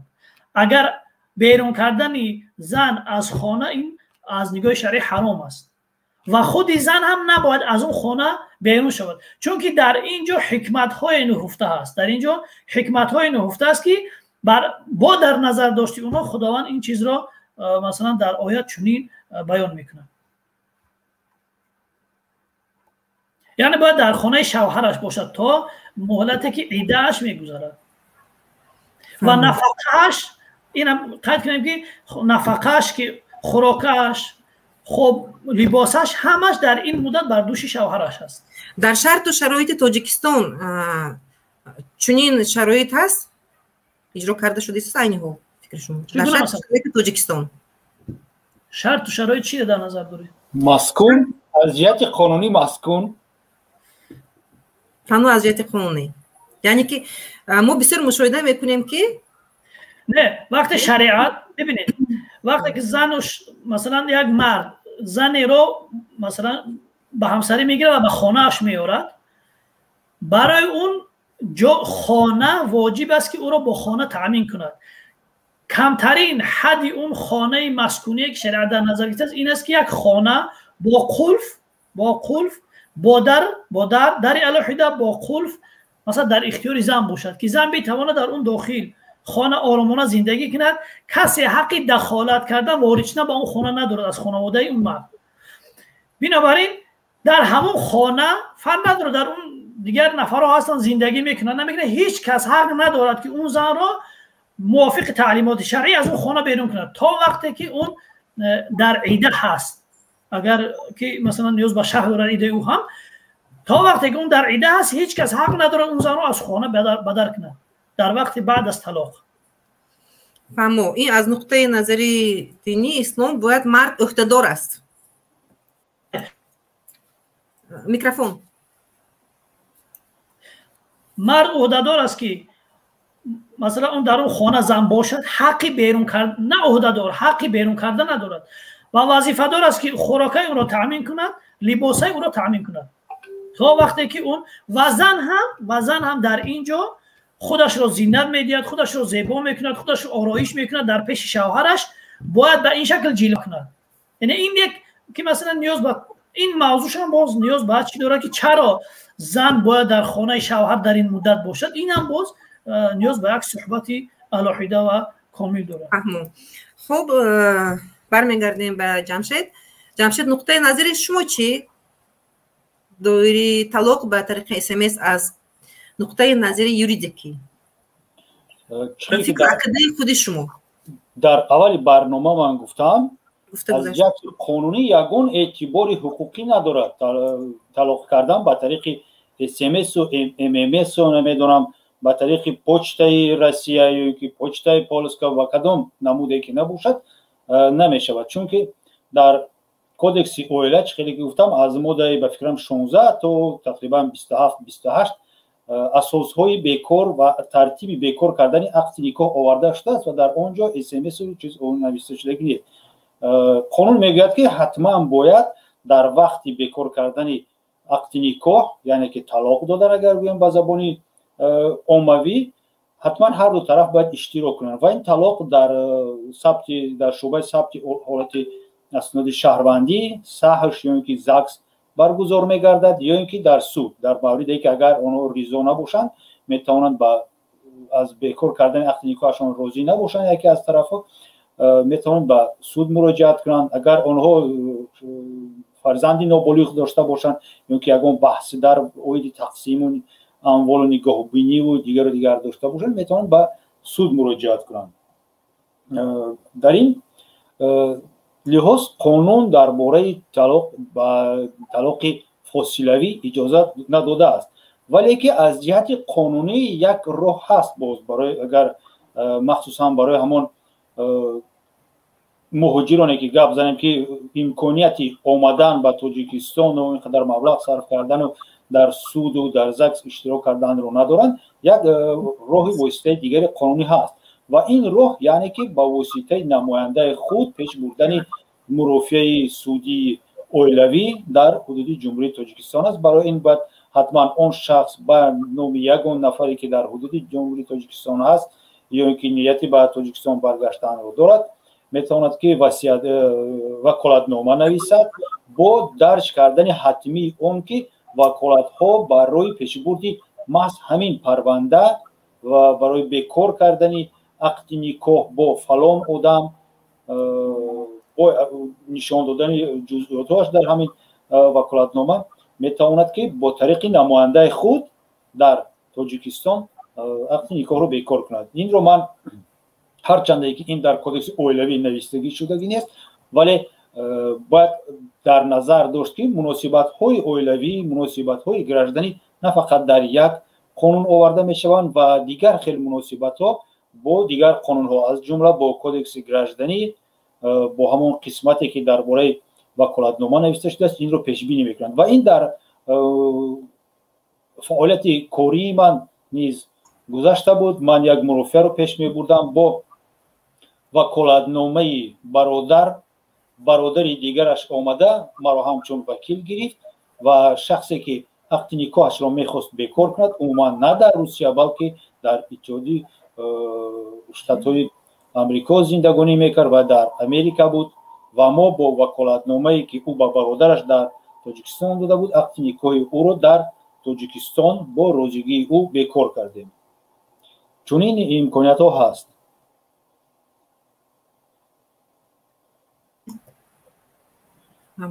میکروفون همون سوالی که پیشتر به اسلام دین داده بودم، نکاح به طریق آنلاینی قبول کرده می شود از نقطه نظر؟ نه نکاح به طریق آنلاینی قبول کرده نمی شود.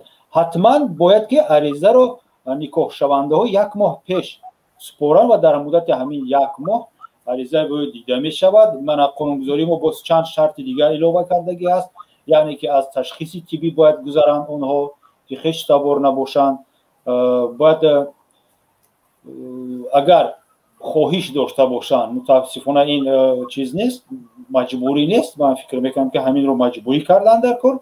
اون چیزی که در آینده میگم یعنی که شرطنامه نکاح باید بندن عین حال حقوقی بستنی شرطنامه نکاح رو دارن ولی عهده‌داری بستنی شرطنامه نکاح رو ندارن و این یکی از پرابلم های می شود که در آینده بین دو بین اویله ازدواج کننده بحث به وجود می بیاید به وجود می بیاد. من وقتی که اونها وقتی نکاحشون رو بکار میکنن ببینید دو سر می شود خونه رو چخیل تقسیم میکنیم پی فرزند رو نگاه بین میکنند علی من چند سو میسپارم آیا من اجازتی در این منزل استقامت کردن رو دارم ندارم شوهر عریضه مینویسد که من برای چی با فرزندم نمیتونم مشورت کنم هرچند که من مثال با زنم جدا شدم ولی چی با من امکاناتی با فرزندای خودم دیدن ندارم وقتی که میروم با خونه خوشتمان ما رو میزنن من همین بحثا باید همین مسئله ها در سازشنامه نکاح باید قید کرده شود همین حالت و خوبتر میشد که همین به طرز خطی یک عهده‌داری عمومی میشد بستنی سازشنامه نکاح ولی در سوال شما کم درست کرده جواب دادم نه با طریق SMS و پوچتا و تلگرام و وایبر و ایمو بستنی عقد نکاح قانونگذار مقرر نکرده است اشتراک که هر دوی ازدواج شونده در نزد مقامات ثبت اسناد حالت شهروندی حتمی است برای که روزگی اونها پرسیده می شود. اینجا باز سوال آمدگی است خودمی خلق چون این سوال داده ایستاده است که به فکرم این رو من به شما پیشتر گفتگی بودم خیلی به هر حال میخونم در نکاح آنلاین می شود شاهدها نیز آنلاین باشند این همین خیلی سوال نکاح بیانی که من پیشتر داده بودم نکاح آنلاینی باید می شود و شاهدها سوال من این سوال به فکرم به اسلامی دین نه من گفتم نکاح آنلاینی نمی شود بیشتر من گفته بودم شاهدان آنلاینی نمی شوند شاهدان آنلاین خب پس برمیگردیم باز به یک سوال دارم این سوال به اسلامی دین پس از طلاق دادن شوهر طلاق دادن به زن با طریق تلفنی SMS یگان راهی آشتیشوی هست عموما پس از طلاق دادن یگان راهی آشتیشوی موجود است برقرار کردن عائله امکانیت هست یا نیست؟ بله ببینید در موردی دوباره با هم آمدن زن شوهر بعد از طلاق واقعا اون فرق نمیکند که اون طلاق تلفنی باشد یا اینکه مثلا طلاق حضوری باشد واقعا این شرط و شروط خودش رو دارد که اگر طلاق اون چگونه در مورد کتابت صحبت کنیم گفتیم که مثلا گفتیم در مورد طلاق با نوشتن صحبت کنیم از موضوع بیرون نریم اگر چگونه که گفتیم طلاقی که با نوشتن صورت میگیرد خب از جمله الفاظ کنایه است و اگر شوهر نیتش طلاق باشد و زن طلاق میشد وقتی زن طلاق شد خب وقتی زن طلاق شد اینجا اول اینکه دیدن در کار که این چندم طلاقی هست که صورت میگیرد بین این زن و شوهر طلاق اول هست طلاق دوم هست یا طلاق سوم هست خب این یک چیز دوم اینکه نگاه کنیم که این مرد کدام وقت بعد چند مدت میخواهد که با همسرش دوباره ازدواج کند در زمان عده هست در زمان عده زن هست یا که بعد از عده زن هست خب اگر طلاق یکم و دوم باشد یک بار باشد یا که دوم طلاق باشد در اینجا مرد دوباره حقی برگرداندن همسرش رو دارد و اگر مرد میخواد در زمان عده همسرش رو برگرداند در زمان عده میخواد نه که عده زن تمام نشده مرد میخواد که دوباره همسرش رو برگرداند در اینجا دیگر نیاز به نکاح ندارد حتی میتواند که با اینکه من دوباره تو رو همسر کردم اون همسرش رو برگرداند اگر بعد از تمام شدن عده میخواد با همسرش دوباره با هم بیاید در اینجا دیگر نیاز به خواستگاری نو دارد مثل اینکه از نو ازدواج میکند نیاز به خواستگاری از نو دارد نیاز به مهر جدید دارد باید مهر نو پرداخت کند و نیاز به نکاح دارد و حضور شاهد و همه اون شرط و شروطی که مثلا در ازدواج در نظر گرفته شده است بعد از عده باشد نیاز به این چیز دارد که اگر عیدهش بود شد و بعد از نکاح میخواهد که بعد از عیده میخواهد که با همسرش دوباره با هم بیاید باید خواستگاری کند مهر نو پرداخت کند و با حضور شاهدان دوباره اون زنش را برمیگرداند اگر سوم طلاق باشد تاسفانه اگر سوم طلاق باشد در بین این زن و شوهر در اینجا دیگر حقی دوباره زندگی کردن با همسر اولش رو ندارد مگر اینکه اون همسر اولش به صورت طبیعی با مرد دیگر شوهر کند یک مدت نمیدونم زندگی میکنند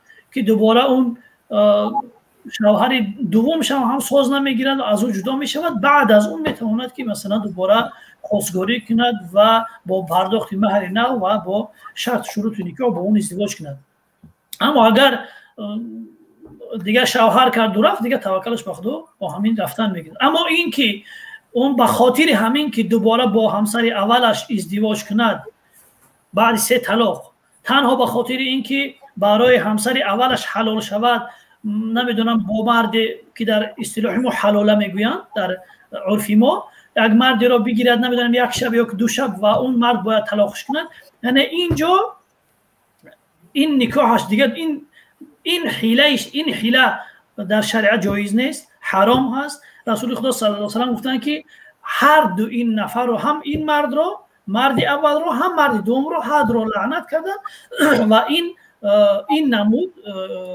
کار در شریعت جایز نیست وقتینچه بله نکاح وقتینچه این بله نکاح وقتینچه بله نکاح طبیعی باشد چون اگر نکاح طبیعی نباشد اون حکمتی که شریعت در اینجا در نظر گرفته است و این حکم را صادر کرده است اون بیکار می شود به همین خاطر اگر نکاح وقتینچه باشد و به خاطر حلاله کردن باشد اینجا برای همسر اولش حلال نمی شود نکاحش درست نشه باید نکاح طبیعی باشد و بر این اساس باید اون نکاح صورت بگیرد اگر نفهمی باشد یکون بینندگان باز توضیح اومده اینجا یک کس آمده است با عنوان و فامیلی من حالی فکر دارم قبول کنم یا قبول نکنم یکون نظر داشته باشد قبول کنید گوش کنید مردم چی میگوید ممکن سوال داشته باشن حق قاضی قبول میکنیم لیکن نام فامیلی من که آمده است این شخص خوب که شما ده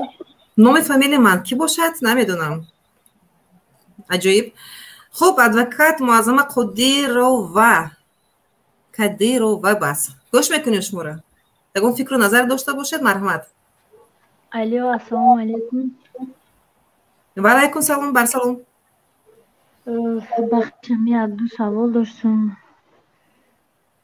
گوش داریم بفرمایید من شهر مسکو نمیدونم در سوالم جواب گرفتم میتونم آیا نه کوشش میکنن اینجا متخصصا حضور دارن فکر دارم هم از نقطه نظر یوریدیکی هم از نقطه دینی کوشش میکنن به سوال شما جواب بدن بفرمایید من شوهر داشتم از شوهر یکمم جدا شدم و 2 فرزند دارم از قریب 4 سال جدا شدم برای مسکو در اومدم شوهر دوم کردم خیلی در این شهر غریب معلومه که چی روزا می شود بعدا همین چند ماه زندگی کردم از همون آدم فرزند دارم 9 فرزند شده بعد همین شوهرم دم و دم خودش به کشتن میزنه مخمه میکشم تو ایتریزم میگه کشول میکنم همین خرکتی غم میتیم منه از همون سبب من پرسیدنی بودم آیا من فرزند ما ابورت میلی چی میکنن همون خیلی کردن اجازت هست از شریعت ایلی از همین آدم جواب میگم طلاق بده من خیلی کتی یک خودشا میکشه یکون چی میکنه من دوای نکنم مقصد زلالش نرسه همین جواب من نمیتیه همین سوال میخوام بفهمم که آیا من میتونم فرزند ابورت کنم ایلی نمیتونم در اول فرزند شما چند ماه است در بطن شما؟ ممکن 1 ماه یا که 1 ماه و 1 قینه باشه، نمیدونم راستی. همین خیلی یکی شدگی بعد همین علاج ندارم. من خودم 2 تا پسرچه دارم، برای همون سبب نمیدونم چی خیلی کنم. شما با این شوهرتون نکاح دارین یا اینکه رسما زکس دارین؟ نه نکاح داریم. نه نکاح دارم. نکاح دارین. یعنی که شوهر شما گویا که اگر گیریم عقل سالم دارد؟ عقل سالم داره، آدمی سازه. بعد که جنگ برای هر یک پسی و بلندی جنگ میکنه، بعد در خودش تو که من کورچه را میگیره خودم میکشم، تو که ایتریزه خودش من خودم میپرتم. این خیلی کدی من اوژه راستی گپ خسته شدگیم. نمیدونم که خدا منو ببخشه مجبورم که من جدا شوم یا که گودک بگیرم، آیا من نمیدونم چی کنم. همین ده بخشش که ممکن فهموده تانستم نتانستم. من یکم باره خیلی سایتا ده گپ زدستم و فکرم فهمیدن. جمشید فهمیدن؟ این متخصص در اینجا حضور دارن. بس این شخص نیت زندگی کردن با اون مردی که نکاح دینی دارد نمیخواهد، برای که باوری ندارد از وی انسان و فرزندی که در بطنش است میخواهد که ابورت کند، یعنی که اسقاطی حمل کند. اینجا ما فکر میکنیم اسلامیون باید جواب دهد، برای که این از جهت دینی پرسید که چی میشود، چی حکم شریعت هست در من وقتی که من دیده و دونسته فرزند خود من مثل اسقاطی حمل کردنی هستم و این میتونم باید سوال داد که ما میتونم همین مرد وای کنم طلاق کنم. سلام علیکم خواهر گرامی. سلام علیکم برادر. اولا خداوند صبرتون بده. واقعا مشکلات که شما بیان کرده واقعا برای یک خواهری که در هجرت هست و با این مشکلات واقعا سخت است. خداوند صبرتون بده.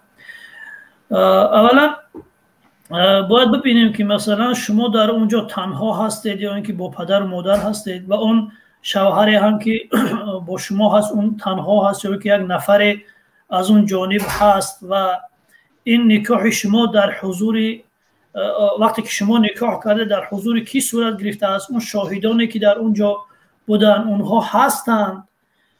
خب نفرانی که این کار را انجام دادن اونها کجا هستند؟ یعنی این مسئله رو میتونه یک کمی شرح بده بعد چون که چه کامل شود سوال بعد پاسخ براش پاسخ بدیم. من اکا وقتی که نکاح کردگی بودیم یک مولا بود، بعدا من و شمی شوهرمو و 2 کسی دیگه بود. شما همون مولا را میدونی الان کجا هست؟ اون 2 نفره که شاهد بودن اونها کجا هستن؟ من همین مسجد پیش مسجد نکاح کردگی بودم. همین مسجد طرفای مسجد بود.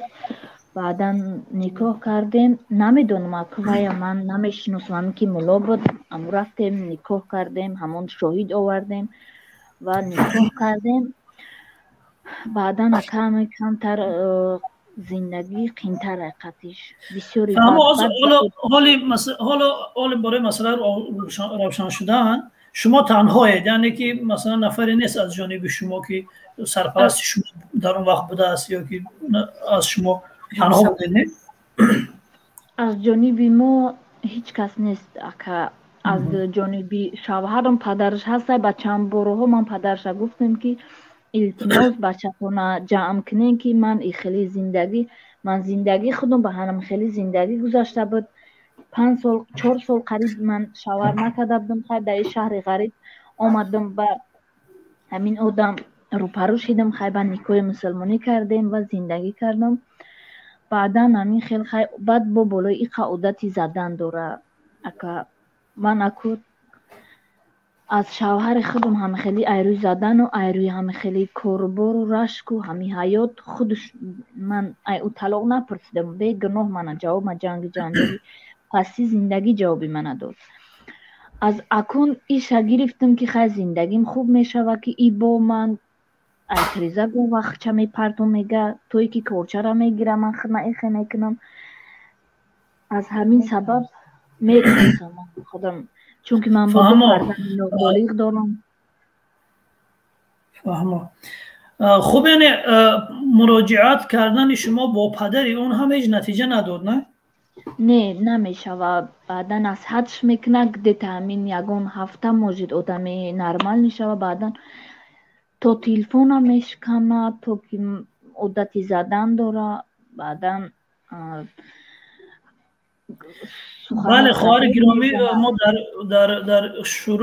در شروع صحبت واقعا گفته بودیم که یکی از مشکلاتی که دامنگیری متاسفانه امروز زن و شوهر و در جامعه های ما هست، این واقعا آگاه نبودن از تعلیمات دینی و آگاه نبودن از اون حق و حقوقی که دارن هست. همین که مثلا در هنگام نکاح وقتی که زن نمیداند، به شورای زن نمیداند که این شاهدها برای چی هستند و اون شرط و شروطی که مولا یا که اون خطبه خوان در هنگام خطبه خوانی میگوید، این زنی بیچاره نمیداند که این شرط و شروط برای چی هستند، این مشکلات در این وقت به وجود می آید. اگر اون زن بداند در اون وقت که این شاهدها برای چی هستند، هر شاهدی که نمیشناسد، اون شاهدی که نمیداند کی هست، شاهد برای همین لازم هست که وقتی بعد از نکاح در وقت زندگی کردن مشکلات به وجود می آید،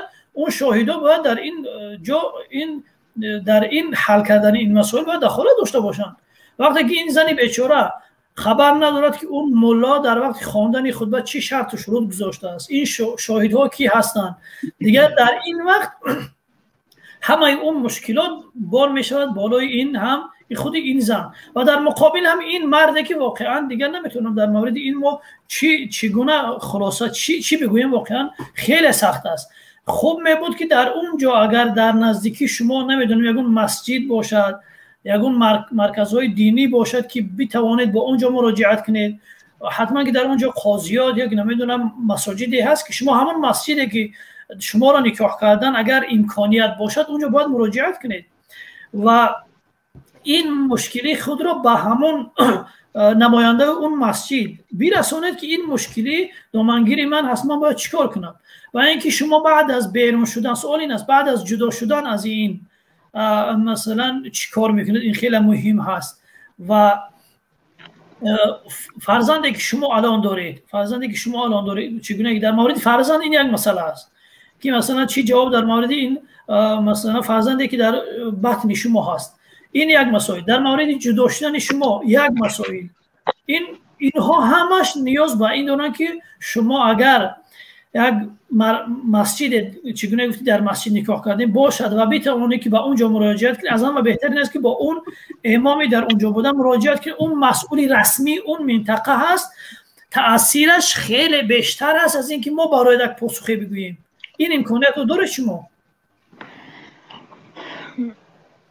داریم ها که امکانیت دارم و بعدا نمیدانم چه خیلی میرم من چی سوال میتیم.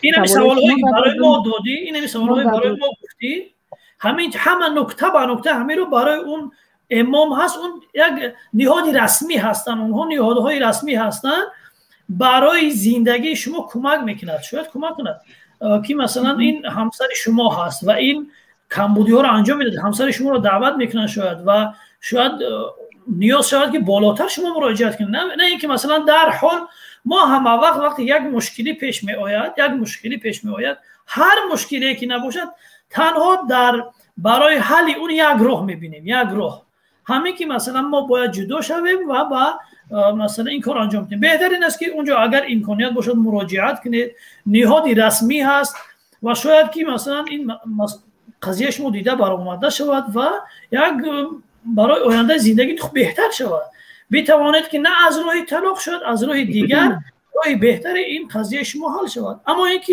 مسئله جدا میشود این یک مسئله دیگه هست. السلام علیکم. اکنون شما گفتنین که این دختر باید مسکو، این خودش در مسکو، همین مچتی مسکو رود.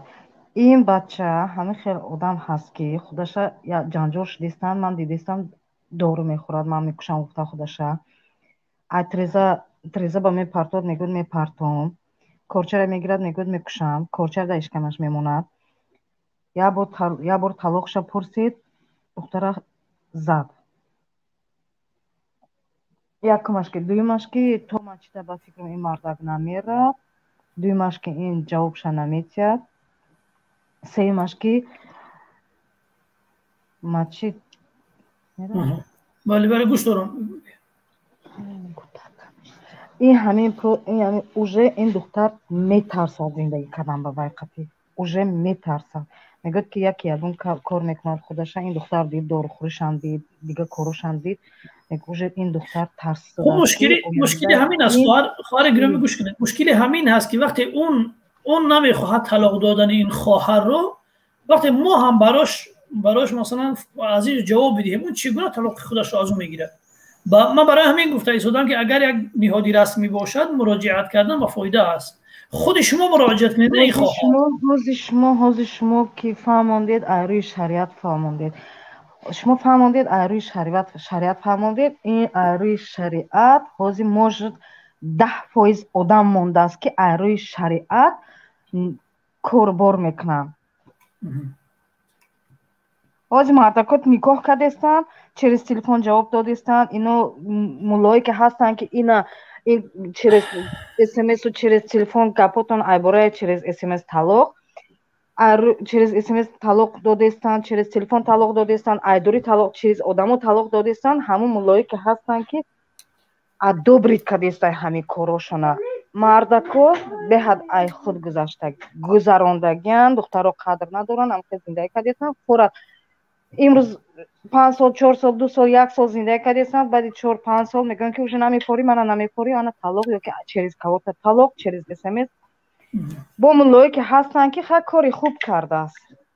ҳичи ягон мардак ҳақ дорад нафорад ҷавоб қатъияст. хоҳари гиромӣ, алон мушкили ин хоҳар бояд ҳал шавад. мушкиле ки ин хоҳар дорад воқеан дар як мушкили гирифтор шудааст, бояд мушкили ин ҳал шавад. вале шумо мегӯед аламин бачаям ранги ҳамон мардако. шумо бояд ҳамаи роҳҳои ҳуқуқие ки ҳақҳое ки ин хоҳар дорад бояд онро истифода кунад, бояд муроҷиат кунад, бояд намедонам ба куҷо бояд муроҷиат кунад. вале ин ки закс надорад барош мушкил ҳаст, танҳо як никоҳ дорад ва шумо ҳам мегӯед ки он мард инро талоқ намедиҳад, яъне ин як чизе аст ай худо метарсад талоқ наметиҳад, лекин мезанаду чунчукоро мекунаду азоб метиҳад. инам айрӯи ислом. ин як нафаре лозим ки аз ҷониби ин хоҳар як нафаре пайдо шавад, ки аз ҷониби ҳамин хоҳар як нафари наздик. ин тарсудааст ки кӯдак, ман ин пага ягон кор мекунад худаша, ман ин кӯдака гирифтам аборт мумкина кардан ё не, то чанд рӯзара кардан мумкин ба аборта. бахшиш ака, ҳамин фарзанда яъне дар пеши худованд кадом вақт гунаҳгор мешавад ки фарзанда аз бад бигире? дар ин мавриди сидқи ҷанин дар умум дар шариат ҷоиз нест, магар дар ҳолатҳои зарурат ки дигар дар он ҳолате ки ё он ҷанин он ҳам бояд аз 3 моҳ поён бошад, кам бошад ва зарар ба худи он кӯдак ҳаст, дар назар ҳаст, он зарар яқинӣ бошад, не эҳтимолӣ ки масалан ёк зарар ба худи он модар ҳаст. ва ҳоло ин ду зараре ки ба фарзанд ба модар дар назди худат яқинӣ нест ки масалан ин корро анҷом бидӣ, ин як мушкилӣ аст. барои ҳамин дар ин сурат бояд метавонад ки он шариат дар умум ҷоиз нест, иҷозат нест ин корро анҷом бидӣ, магар дар ҳолати зарурат. он ҳолати зарурат чи аст? он ҳолати зарурат аст ки зарар бар худи модар дошта бошад, бар худи шумо, ё ки бар худи фарзанд зарар дошта бошад. вале ин чизҳо алон эҳтимолӣ, шумо ин чизро мегӯед, эҳтимолӣ мегӯед ки масалан шояд масалан он чӣ коре анҷом бидиҳад ва ин масалан фарзанд таваллуд шавад ва ин мушкилӣ болои сари шумо биёяд. барои ҳамин ҳам агар ҳарчи имконият доред ки муроҷиат карда мешавад, масалан ин хоҳари дигар ки бо шумо ҳаст суҳбат мекунад, ин метавонад муроҷиат кунад бо он маркази муассисаи диние ки наздики шумост, он масҷид, این براد و همه مشکلات شما در اونجا مطرح کرد، اون از نزدیک این مسائل شما رو شاید که بهتر از ما حل کند. این یک راه درستش است که این خواهر میتواند که این مشکلی شما رو برساند و اون نهادی رسمی که هست میتواند برای شما کمک کند. اگر هم که نکرد باز هم میتواند که با ما تماس بگیرید، تماس مداوم داشته باشید و این مسئله را بتوانیم به شکل راه حلش پیدا کنیم. مثلا از نگاه دینی هست، از نگاه نمیدونم حقوقی هست. اگر یعنی یک ماه باشه این سرمنا ممکن نیست در شریعت میخواد؟ بله در عموم ممکن است. الان اینجا دیدن در همین حالتی که شما هستید، در همین حالتی که شما هستید واقعا یقین داشته باشیم که تولد شدن همین کودک خب ضرر دارد بر خود کودک و بر خود شما. در اینجا شریعت اجازت میدهد، ولی برای همین من میگم که اگر امکانیت دارد که از نزدیک شما میتوانید این مسئله رو مطرح کنید با نفری در اونجا، این مسئله رو مطرح کنید، کار شاید آسان‌تر شود. و خود مرد اینجا، خود مرد چی میگوید؟ چون که این فرزند اون مرد هست، از نگاه شرعی اجازت اون هم لازم هست. این خیلی مهم است. نمیخواهد بخشش که در سخنتون نمیخواهد که اجازت برای کودک گرفتن اجازت نمیده. تا حالی که شما در نکاح اون هستید، اون دیگر فرزند اون مرد هست، اون هم بالای فرزند حق دارد. شما نمیتوانید که به اجازت اون این کار انجام بدهید. این هم از نگاه شرعی جایز نیست. با این خاطر این مسئله اینقدر پیچیده است. فقط برای همین میگم که اگر باشد چنین مؤسسه نزدیک شما، حتما شما مراجعت کنید. نباید که مثلا در یک جا بشینید بگویید که همه درها برای شما بسته است و این مشکلی شما حل نمیشه. شما برای حل شدن این مشکلی رو تلاش کنید. مثلا پیش اون اداره دینی برید، پیش اون مفتیات برید، اونها مثلا چیهای رسمی برای شما کمک شاید انجام بدن. یعنی که نصیحت میکنن به شوهر اون کس؟ نه با نصیحت کنه میشود اون شوهر اونها شاید با نصیحت نمیشود. نه معلوم است که با نصیحت نمیشود. اینها از حقهای خودشون استفاده کنن. فهمیدم اکاش، فهمیدم. رحمت کلام برای مصلحتتون، برای نصیحتتون. باز هم مثلا میتوانید که در آینده اگر مشکل حل نشد ما در خدمت هستی، تماس بگیرید و پیدا میکنید باشه. با یک سوال دیگر، این айбурай уже این دختر نه با دیگه زندگی. شوهر من در نکاحش هستم. دیگر زنک یافته 2 ماه پیش برآمده رفتگی خونه. بله. زنده ای خونه برآمده رفتگی، مقصد که تو من نمیفوری، خیلی خیلی نمیفوری، نمیخوام خط تو زندگی کردم. جواب من تن زندگی نمیکنی، جواب من نمیتید. انا حاضر условия مونده است که من یکی میبیام پیش تو، تمام کارم کرا گشتم میگیرم. 5 وقت نماز میخواند، هر جمعه نماز میرد مسجد، هر سال یک ماه روزه میگیرد. شما نیز دارین نکاح دارین یا اینکه رسما نکاح دارین؟ فرزند دارین؟ نه، من حق دارم ایوای طلاق مپرسیدنده. شما اولا وای راه زینو را وای زن حق و حلال پرتاف رفت برای راه زینو. او راه نمیفورد گشتن، نه که میخواهد که طلاق نتید و همه یکی آمده ایستد. زینو برای وای زندگی، زن برای وای رنگی گستین شده. فهمیده؟ بله. یعنی اگر از نگاه شرعی به این مسائل شما نگاه کرده شود، واقعا این مرد دارد جنایت انجام میدهد. اگر اون نفر دیگر زنی نکاحیش هم باشد، حق ندارد که مثلا این قدر فاصله وقتی شما راضی نیستید. اگر زنی نکاحیش باشد، شما وقتی که راضی نیستید، اون حق ندارد که مثلا یک مدت زیاد با او باشد و مثلا ماه یک بار یا 2 بار نزد شما بیاید. وقتی زن دوم میگیرد، در صورتی که اون زنی با نکاح و زن شرعیش است. باید اون هر تقسیم شود. یک شب اگر نزد او هست، شب دیگر باید نزد شما باشه. نه پیشم میبیاد نه پیشم میبیاد، نه یاردم میکند. یگان چیز دایوس شده است، حیوان شده است، گشت است. فقط خدمت برای دخترای بیرون. زن خود نمیفورد. بله خواهر، تا آخر دقت کنید. زندگی میکنی؟ نه من نمیکنم خطیت زندگی. خیلی نمیکنی اگرنی بس کن.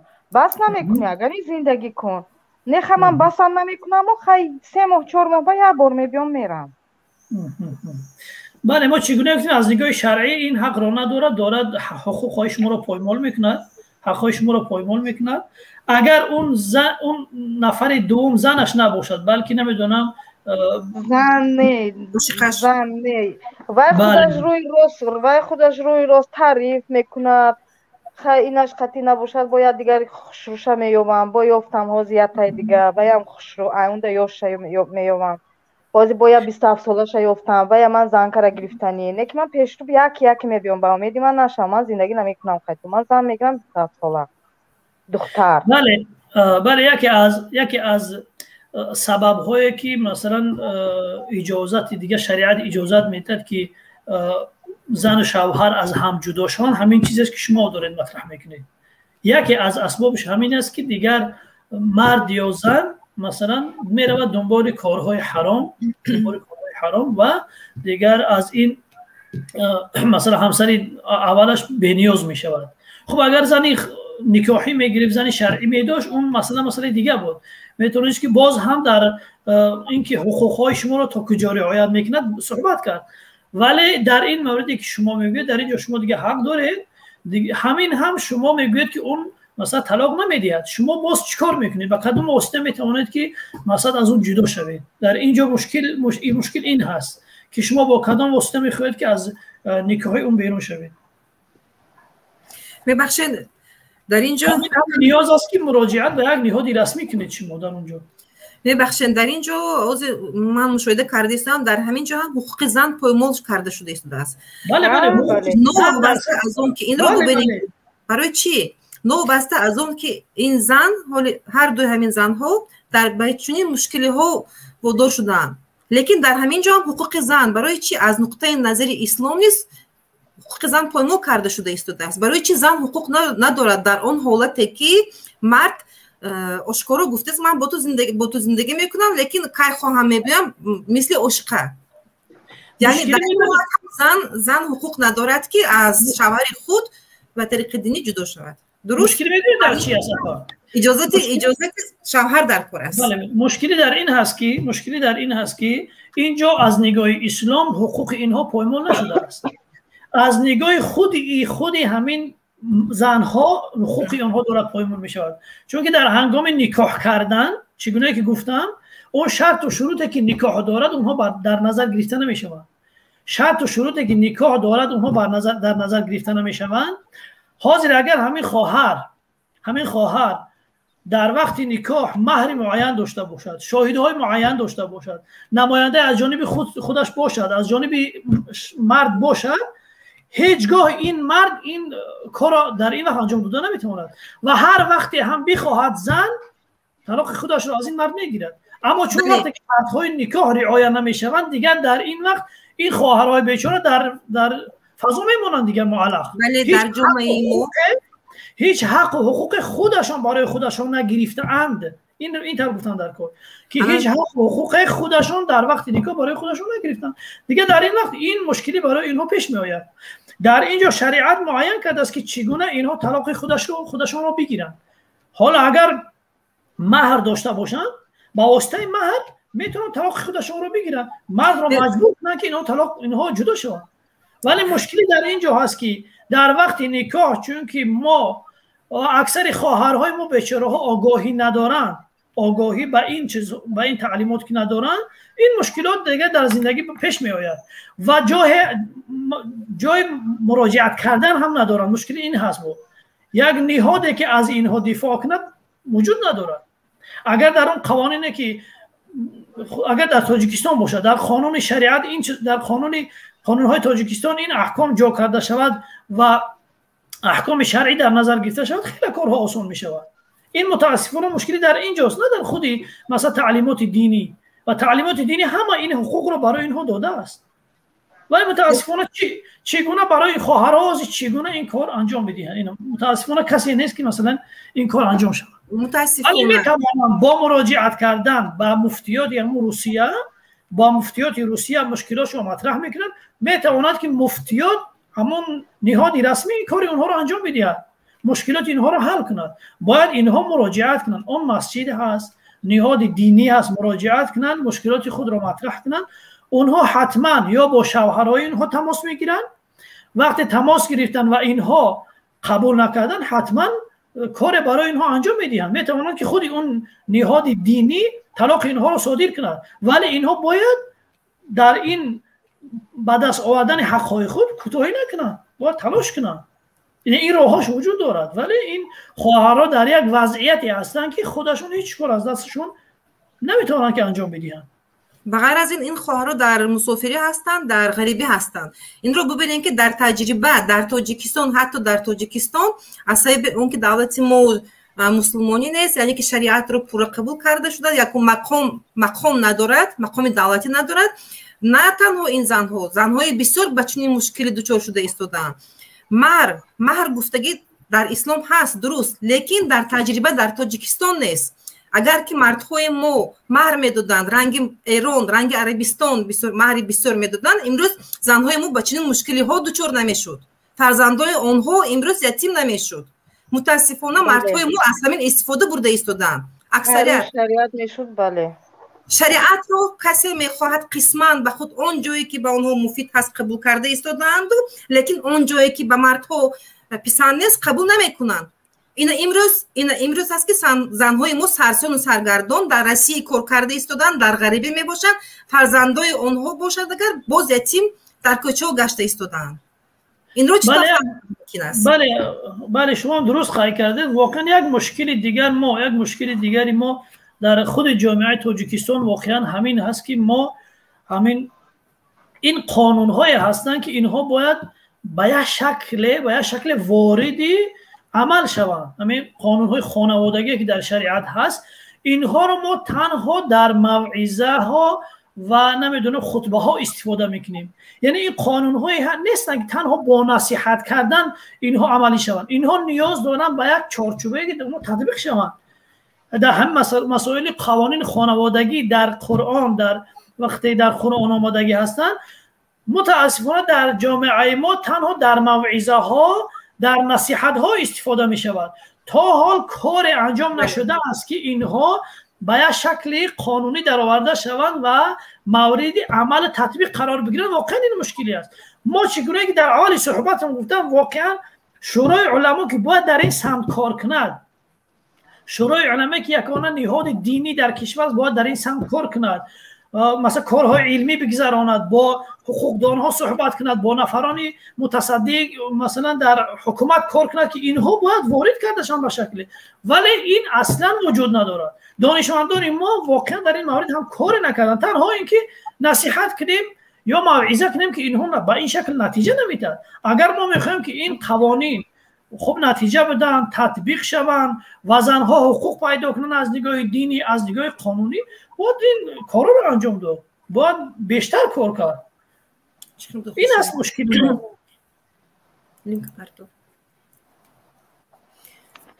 واقعا هم زنهای ما گفتم ممکن است امروز جبریده شدن. من چنین بها میدم در بسیار مورد جبریده شدن، تگی پا شدن. درست میگه. یک نرخشون یک تینده کم شدن، پس شدن. خدمت میکنن، مهنت میکنن، میگن که کار نمیکنی در خونه شتگی، خدا نمیگویی توشت کار در خونه уборка، اوقات، стирка این کار نیست، فقط مهنت میکنن، نه که این قدر نموند، قدرش ابسولوت نموندگی زنکویا. خب خواهر گرامی، از جانب شما هم نفر رفت به فکرم، خواهر از جانب شما هم نفر نیست که مثلا این مسئله این قضیه شما رو پیگیری کند، پدر هست، برادر هست، نمیدونم یک نفری که باید این قضیه رو پیگیری کند. شما با این تنهایی با این مشکلات نمیدونم چگونه شما مثلا ما از برای شما یک توصیه های میتیم، یک جواب های فقهی براتون میتیم، ولی وقتی شما اینو انجام دادن نمیتوانید، وقتی نمیتوانید که تلاش کنید که انجام بدهید، جواب های ما هم بی‌فایده هست. جواب های من هیچ سودی برای شما نمیدهد. برای همین این هست که من در اول صحبت هم گفتم که واقعا متاسفانه این نیاز به بحث های بیشتر، به نشست های بیشتر، به گفتگوهای بیشتر، از مثلا همین اسباب های جداشایی بین زن و مرد، حقوق های زن بالای مرد، حقوق های مرد بالای زن، نه تنها در موعظه و با یک صحبت کردن، برای اینکه مثلا اینها بیاد در جامعه وارد جامعه شوند و مردم اینها را در زندگی تطبیق کنن. روی اینها باید کار شود، روی اینها صحبت ها شود، روی اینها نشست ها شود. متاسفانه کی انجام میدهد باید اینها رو؟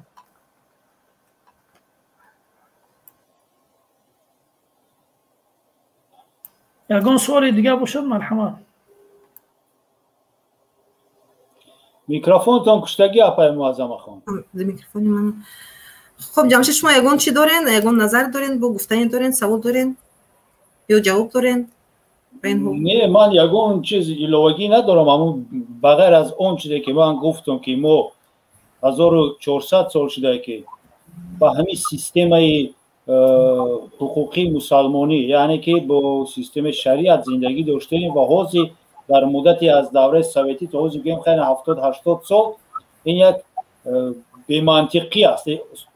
ملایم کرده گفتم نه، بی‌منطقی است که ما تمام تاریخ 1400 سالمون را عموما فراموش کنیم و تکلیف میکردم که برای همین خیلی پرابلم ها هرچی کمتر شوند باید یک گروهی کوری از طرف پارلمانی از در طرف خودمان دینی جمهوری تاجیکستان ترتیب داده شوند وابسته از نیاز مردم. همین مقررات شریعت باید یگان قسمش هم باشه، باید در قانونگذاری ما جاری کرده شود. خیلی که من همون مهر و گفته‌دار نیستم، مسئله زن دویومم، برای که من میدونم که همین مسئله زن دویومم من نمیفهمم که پرابلمش در چی است، نه که میفهمم که همه میگن که ما زید هستیم. برای چی زید هستیم؟ برای که اروپا زید است. برای چه اروپا زید است نمیدونم. من نمیخوام. و وقتی که اگر در پیشی آدمی که زن دویم سوم گرفتنی هست شرط های قانونی مانده شود که فقط در اجرا کردن من همین شرط ها با تو اجازت گرفتن زن دویم است و مرحمت گیره، نظارت دولتی از بالای همین خیلی آدم شود، نظارت از بالای شرط و شرایط زندگی آنها شود. این خیلی موضوع دیگر می شود. در عموم من همین گفتنی هستم که باید ما در خیلی مسئله ها باید جزء و تام یا قسم های شریعت رو داخل کنیم. شریعت یک اون چیزی خطرناک ندارد که داخل نکنیم. ما همین قدر سال، همین قدر عصرها با همین خیلی زندگی کردیم. ما نه یگان دهشت بود، یگان چیزی نبود که چیزی که نشان میدن گویا که این سیستم حقوقی اصلی میانگی بوده است، سیستم انگلوساکسون که بیشتر بوده است. من همین را نمیفهمم. همین قدر سخن گفتم. رحمت برای تکلیفتون. برای شما هم رحمت. وقتی بسیار اینجا با یک آدم یک نظیره گفتگی خانم آمده است، اگر وقت داشته باشین گوش کنین، اگر وقت نداشته باشین این من بودم گوش میدید. شما سوال سوال دادین؟ ها من بودم. نامم معظمت چی بود؟ فهمم. یک چیز دیگه من اضافه کنم اگر لازم باشه در صحبت‌های که جمشید خیلی جالب گفتن. همه قانون‌هایی که تصویب می‌شود در جامعه ما، همه قانون‌ها برای کی تصویب می‌شود؟ برای خودی همین مردم و شهروندان کشور است. وقتی برای خودی مردم و شهروندان کشور هست ولی عرف و عادت اینها، رسم و آیین اینها، باورهای اینها، اعتقادات اینها، ارزش‌هایی که اینها با اونها باور دارن وقتی در نظر گرفته نمی‌شود، نمیدونم این چه قانون هست. این چگونه قانون برای چگونه برای کی هست این؟ وقتی این باور دارد برای این ارزش‌ها و این اعتقادات، این تعلیمات، این نمیدونم این قانون برای چی تصویب میشه در کشور ما؟ چی رول رو بازی میکنه؟ من اینو نمیفهمم. درست. یک سوال دارم، باز یک سوال اومده است به طریق مسنجر. ба ман савол омадааст. инҷо гуфта шудааст ки домулло ҳуқуқи никоҳ накарданро дорад агар зан бесатру ҳиҷоб муҷоҳиба бошад. зан мусулмон асту, яъне ки зан мусулмон асту лекин сатру ҳиҷоб надорад. домулло гӯё рад кардааст барои гузарондани никоҳ, кардани никоҳ. яъне домулло чунин ҳуқуқ дорад? аввалан ин ки ин кори худи он домулло анҷом додааст, касе ин кора кардааст, дигар ин масъулият ба дӯши худи он домулло ҳаст. вале барои никоҳ кардан танҳо вазифаи домулло ин ҳаст ки он шарту шурути никоҳро барои он зани шавҳар мефаҳмонад, барои зани шавҳар мефаҳмонад. агар барои он нафаре ки масалан чӣ гунае ки шумо гуфтед беҳиҷоб аст ё сарлич аст, агар он нафар мусалмон ҳаст, ин хеле муҳим аст, мусалмон ҳаст, боварӣ ба дин дорад, мулло вазифаш барои он тавсия кардан ва дастуроти шариат расондан аст ки ин дастуроти шариат барои ту ин ҳаст. ва дигар ин никоҳ кардан, ақди никоҳ бастан бо он дигар чӣ, бо он масоиле ки он анҷом намояд бо он рабт надорад. масалан дар никоҳ байни масалан мусалмон ва ғайри мусалмон ҳам никоҳ анҷом мешавад. вале дар ин ҷо дига муҳим нест ки мулло ба хотире ки он сар либос надорад, намедонам он бовар ба дин надорад, он никоҳро тарк кунад. яъне ин ҷо фақат вазифаи никоҳ дар никоҳ он шарту шурути никоҳро, он масъулиятҳое ки ба дӯши зану мард ҳаст баъд аз никоҳ кардан, онҳоро бояд мулло ё ки он никоҳгар барои он зани шавҳар бифаҳмонад, шарту шуруте ки бояд дар назар бигиранд, масъулиятҳое ки баъд аз никоҳ дар назар бигиранд, инҳоро барои онҳо таълим бидиҳад. ва агар ҳам чизе гуфтан барои он дорад, танҳо дар доираи насиҳат ва даъват кардан барои он мегӯяд. аммо ин ки масалан ин монеъ шавад ки аз барои никоҳ кардан даст бикашад, ин сабаб шавад ки он аз никоҳ кардан даст бикашад, дигар ин қадар мардум бояд беникоҳ зиндагӣ кунанд. ин қадар мардум ин қадар мардум беникоҳ зиндагӣ кунанд. яъне ин агар ин боз бадтар мешавад, бадтар мешавад. хуб бале, ин никоҳ мекунад ва танҳо вазифаи мулло дар ин ҷо чист? насиҳат кардан аст. аз ин боло дигар нест. ва хусусан дар мавриди шарту шурути никоҳ чӣ гуное ки гуфтам ки бояд зана бифаҳмонад ки ин шарту шурути никоҳ ҳаст, ин ҳуқуқҳои шумо ҳаст баъд аз никоҳ ва ин ҳуқуқҳои шумо мард баъд аз никоҳ. ин хеле муҳим аст ва никоҳи онҳоро бояд анҷом бидиҳад. аммо ин ки аз ин никоҳ даст бикашад, ин дар ин ҷо ман далеле намебинам барои ин ки он аз никоҳ даст бикашад. чунки агар ин мардум никоҳ карда нашаванд, натиҷа чӣ мешавад? яъне ки аз масъулияти он дигар ба худи он ҳаст, ба худи он зан ҳаст ки масалан масъулият дорад ки чӣ гуна он анҷом медиҳад. дигар масъулияти худи он ҳаст ва масъулияти шавҳари он ҳаст. дигар он зиндагӣ зану шавҳарӣ аст. танҳо ин вазифаи мулло ақд кардани инҳо аст, шарту шурути никоҳ барои онҳо ва фаҳмондан аст ва масъулиятҳое ки баъд аз никоҳ зан шавҳар дар қиболи ҳам доранд, он масъулиятҳоро барои онҳо фаҳмондан аст. яъне ки сару либоси зан барои рад кардани никоҳ сабаб шуда аз нуқтаи назари динӣ, аз нуқтаи дар ягон ҷо дарҷ карда нашудааст ва сабаб шуда наметавонад. бале, не сабаб шуда наметавонад. фаҳмо. инҷо бо як-ду нафар чӣ гуфтед савол додани ҳастанд, лекин саволашон нанависта истодаанд. бифармоед ММ Алим. саволи охирон ҳамин аст, баъдан ҷамъбаст мекунем. ММ Алим, саволотонро бифармоед. мегӯяд аз мавзӯъ камтар дуртар бошад ҳам хайр хуб кӯшиш мекунем ҷавоб диҳем. хуб, ин нафар куна нависта истодаанд. саволро ба фикрам вақти тӯлониро гирифтем, вақти шуморо гирифтем. ташаккури зиёд ки хеле заҳмат кашиден, вақти худро сарф намуден, ба мардум камтар бошад ҳам ба саволи онҳо ҷавоб доден ва оиди мавзӯъ муфассал фикр дорам ки ҳама ба саволи худ ҷавоби муфассалро ва дақиқро гирифт. ана савол додагият сози ман мехонам ку ин гуфтан саволи ҷавоби охирон мешавад. вазифаи зан куллан дар ислом чист? چی حق دارد غیر از زیاد کردن نسل باز چی حق ها دارد؟ سوال فهمو شد؟ زن چی حق ها دارد نه؟ ها زن در اسلام نمیدونست است که انسان چه حق داشته است.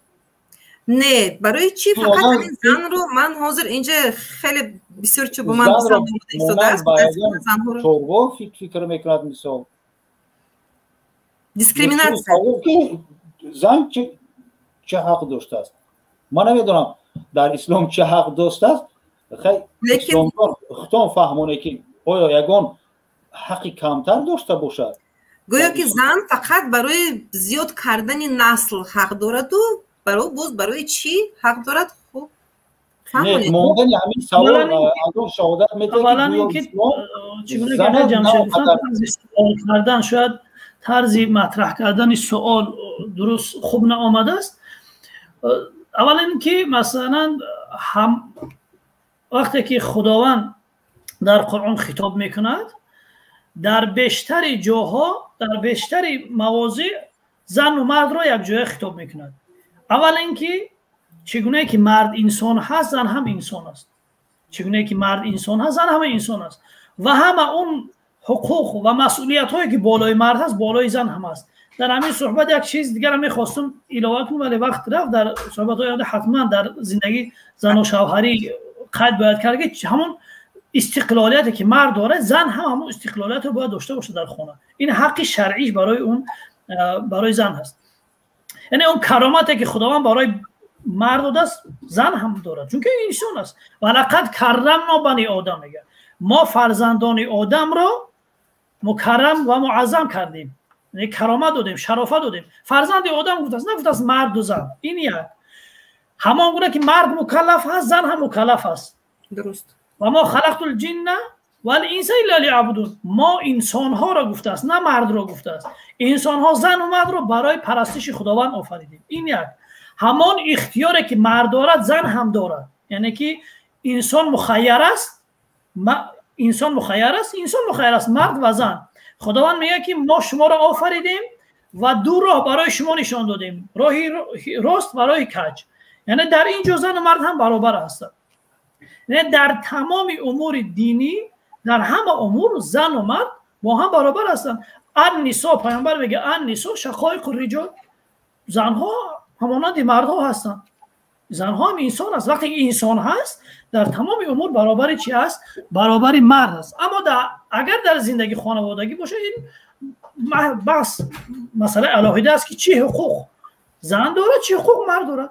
چون که خصوصیات دارد مرد خصوصیاتی که یک خصوصیات و ویژگی‌های مرد دارد یک خصوصیات و ویژگی‌هایی که زن دارد که هر کدام این به نسبت خودش یک کمال هست و ازدواج هم به خاطر این است که همدیگر را زن و مرد تکمیل کنند. همدیگر را زن و مرد تکمیل کنند. یک خصوصیاتی که در مرد هست در زن نیست.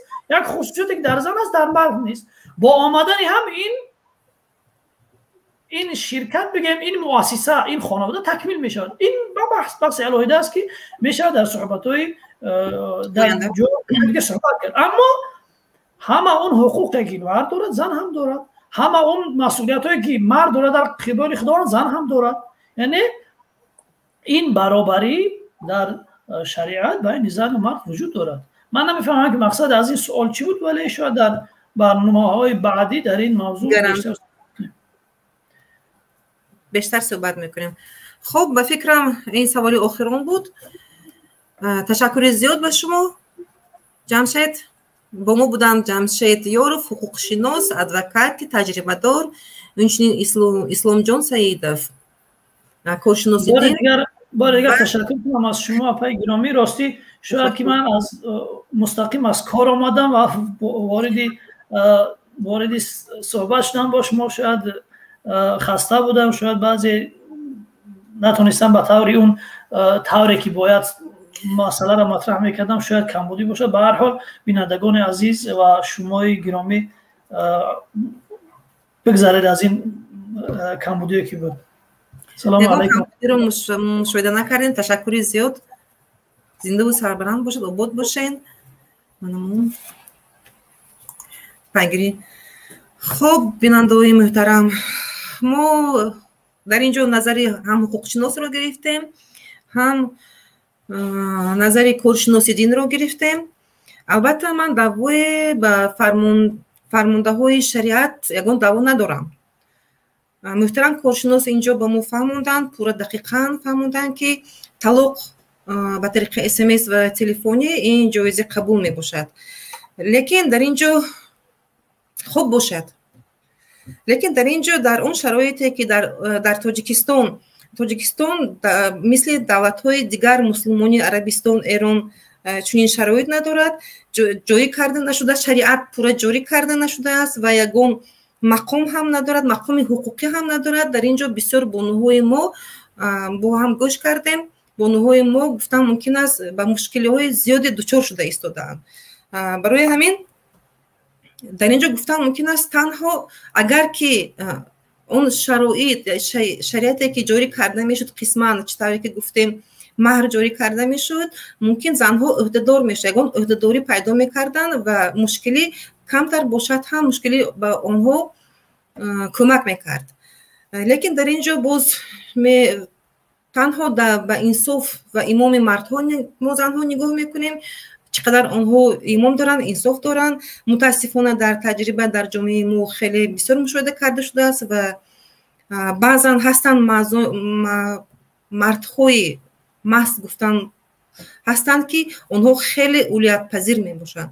барои ҳамин хоб барномаи мо дар ин ҷо барномаи оиди талоқ ва паём ба пайғом бисёр пайғомро ҷамъбаст менамоем. лайк мондан, обуна шуданро фаромӯш накунед. дар паноҳи худованд бошед. оянда пайгирӣ намоед. барномаҳои ҷолиб дар нақша гирифта шудааст.